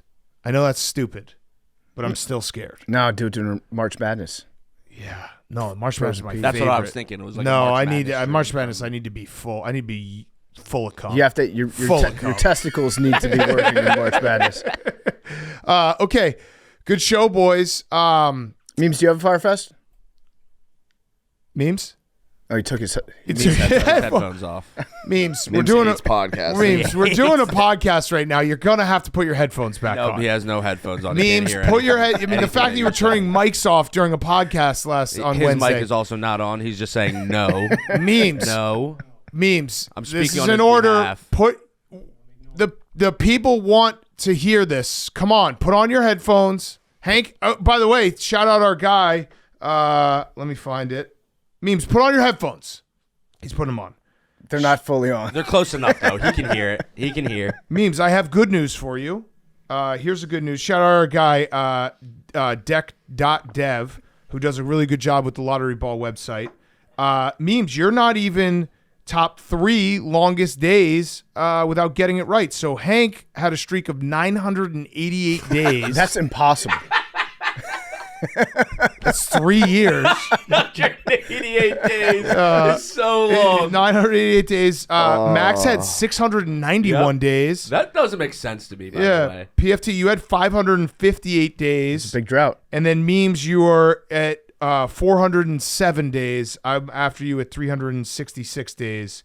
Pug has only gone 109 days is the longest Pug has gone from getting it. So, Memes, do you have a question for him, PFT? Have you ever gotten this? I couldn't hear you, but I'm opting out going forward. No, you can't do that. You cannot do that. No, you can't do that. You can't do that. You are not allowed to opt out. This is what we do as a show. Nope. Memes. No, then you're opting out of everything. You're done. Your job? Well, I'm. Are you quitting? No speaking. No. Then you're quitting. No, I can still do my job. No, your job is to guess a number here. That's not my job. Yes, it is. It's part of your job. It is 100% part of your job. Imagine if we opted out after a bad loss. That's our job. Do you just compare me to you? Well, I mean, you're opting out after one bad loss. Employees, yeah. One bad loss and you've opted out. Well, I was just like, oh, the Commanders got a Hail Mary. I'm not talking about the Bears for the rest of the year. Well, Big Cat, co-host of the #1 sports podcast, compared to National a guy named Memes guessing lottery balls. But it's your job. You're part of the team. You're part of the #1 national sports podcast. I'm opting out. No, you can't opt out. You can't opt out. Yeah, Max can pick it. But if you get it, yeah, then Max got it. Pug, what is the? That's what he's gonna say. What is the ruling going forward? You could just have PFT, then just still make the pick. So. Yeah, so Memes, listen to me, okay? I want you to trust me because you did me a solid. You did a great job picking my number for me. I just want you to know that I am going to do everything I can to get you this lottery ball, okay? You'll never see a podcaster podcast as hard as I will. The rest of the season, you'll never see someone push the rest of the team as hard as I will push everybody the rest of the season. You'll never see a team play harder than we will the rest of the season. God bless. It sounds like if you opt out, though, it's just like PFT can pick the right number, but it just doesn't count. No, if you're opted out, you're never going to get it. Yeah, I guess. And these will count as days that you didn't get it. I guess that goes to somebody else. Opt back in. Just say a number. It's the show, dude. Come on. Don't do this. This is going to be bad if you try to opt out. And you're not opting out of just talking. You can't do that. Why not? Because this is a podcast. What do you mean, why not? Just pick. I'll let you pick the number first. Are you opting out of the booth? Yeah, that's what I'm saying. Like, are you opting out of your job? I don't understand this. No, just a lottery ball. But this is part of your job. Can't do that. This is part of your job. No. Yeah, it is. If you opt out of lottery ball, you're opting out of the booth. Is that what you're doing? And then you might be opting out of your job. I don't want you. I don't want to. I love you, Memes. You're part of the team. You took one bad loss, and it was a horrific loss because PFT did get it before you, and you've never gotten it, which that sucks because you've never gotten it. Is that true? It's true. I looked at the stats. You can ask Hank. I mean, Hank's been in this situation. I went twice as long and handled it like an absolute champ. I never complained once. Yeah, that's a lie. That is an absolute lie. No, that's true. Yeah, complaining is fine. Opting out is not fine. Hank is the very definition of grace. You can complain, you could bitch, you could do anything you want. That's totally fine. That's people like that shit from us. You can't opt out. I guess I'm in. Yeah, there we go. Wow. That's the spirit. All right, so what is way to say it with conviction? Numbers. Go ahead, Memes. Am I picking my own? Yeah, go ahead. Wait, we need a ruling from Pug just to make sure this is all. By the way, Pug walked into the studio the other day and Memes just said, "What's up, Hollywood?" Memes picks his own number. Okay, great. Okay. Great. Memes? I'll go 2 for Ash and Genty. Okay. We're going back to back. Yeah, Memes has gone to the dark side and created he's Travis Hunter cardio king guy now. Just off that. All right. It would be a great show if you guys lost the Heisman. There we go. There we go. Now we're talking. Did you not bet it too? No. Oh. All right. I'll go 3. I'll go 12. Good pick, Hank. 11. 99 Pug. 76. Wait, what was that, Jack? 21. Jack, what was that? 44. 44. 71 was yours, Shane? 21. 21. Memes, have you ever gotten this? I have. No. No. I've guessed. You've never gotten this, dude. I've guessed the number. No, you've never gotten this. PFT, have you ever guessed a number right? The question was, have you ever gotten this? Have you ever gotten this? We sold merch. Have Have you ever gotten this? Tune it again. Have you ever gotten this? PFT has won it. He's never gotten it. Have you ever gotten Have this? you ever gotten it? I got it. He got it. No, you got it. He got it. I got it. PFT. No, you didn't get it. No, you didn't get it. PFT needed help getting a turkey. You still He don't needed get help it. getting the ball. 6. Fuck. You've never gotten this. God gotten help it. God help us all I if have Jack gotten gets this before memes. That's what all of the listeners are. I mean, we for. need 44. No, was the only now we I need was- PFT to pick it on his own. Yeah. The Well, I numbers mean, but Well, he's he incapable did. of I got it. anything. He's got it. No, I I'm got saying, it. but now I got What he it. said? What? He said, "Well, he's incapable of doing anything on his own." His entire Firefest was other people messing up. I screwed up the delivery. You're like, Jacob couldn't do this, Max couldn't do that, Paige couldn't do that. Yes, he's back in. I mean, I can't help He's what the opted back butcher in. gives me. No, I'm not blaming Yeah. Max. I'm just saying these are the events that transpired. he's opted back in. Let's go. This is your Joker arc right now. Dude, memes has always been the Joker. I know, but Always. it's now like everyone's seeing it in the light he of was day. in Joker denial. Yeah, Yeah. he's truly he's an angry boy. Agent of Chaos. He's an angry boy. What's up, Yang? And it also, you know what I realized the other day? We got too many Italians. That Yeah. entire booth Yep. is Italians. Yeah. Outside of Jack, So every true. single one of these fucking guys got a vowel in their last name. Yeah. So they just get in that little box and they just get angry Italians. It's fucking nuts. Memes turning into Jack- Joe what? Pesci right now. Pug, what? Jack is confirmed half Italian. Oh my God. All right. So yeah, it's just a disgusting. damn. There's too many Italians in one booth. I like that we got him locked up in a cell. though. We should actually put a big Italy flag behind you guys. Just remind us every I would time. love that. Every time you get mad, we're like, "Oh, Italian." Are you mad? Like a chart, maybe, like the 0 to 10, hurt chart at the hospital. It's just, where are you right now? Are you angry or Italian? Oh, I'm just Italian. No, memes is angry. Yeah, memes is angry and Italian. Yep. Shades of pervert. Shades of pervert. All right, see ya. Love you guys.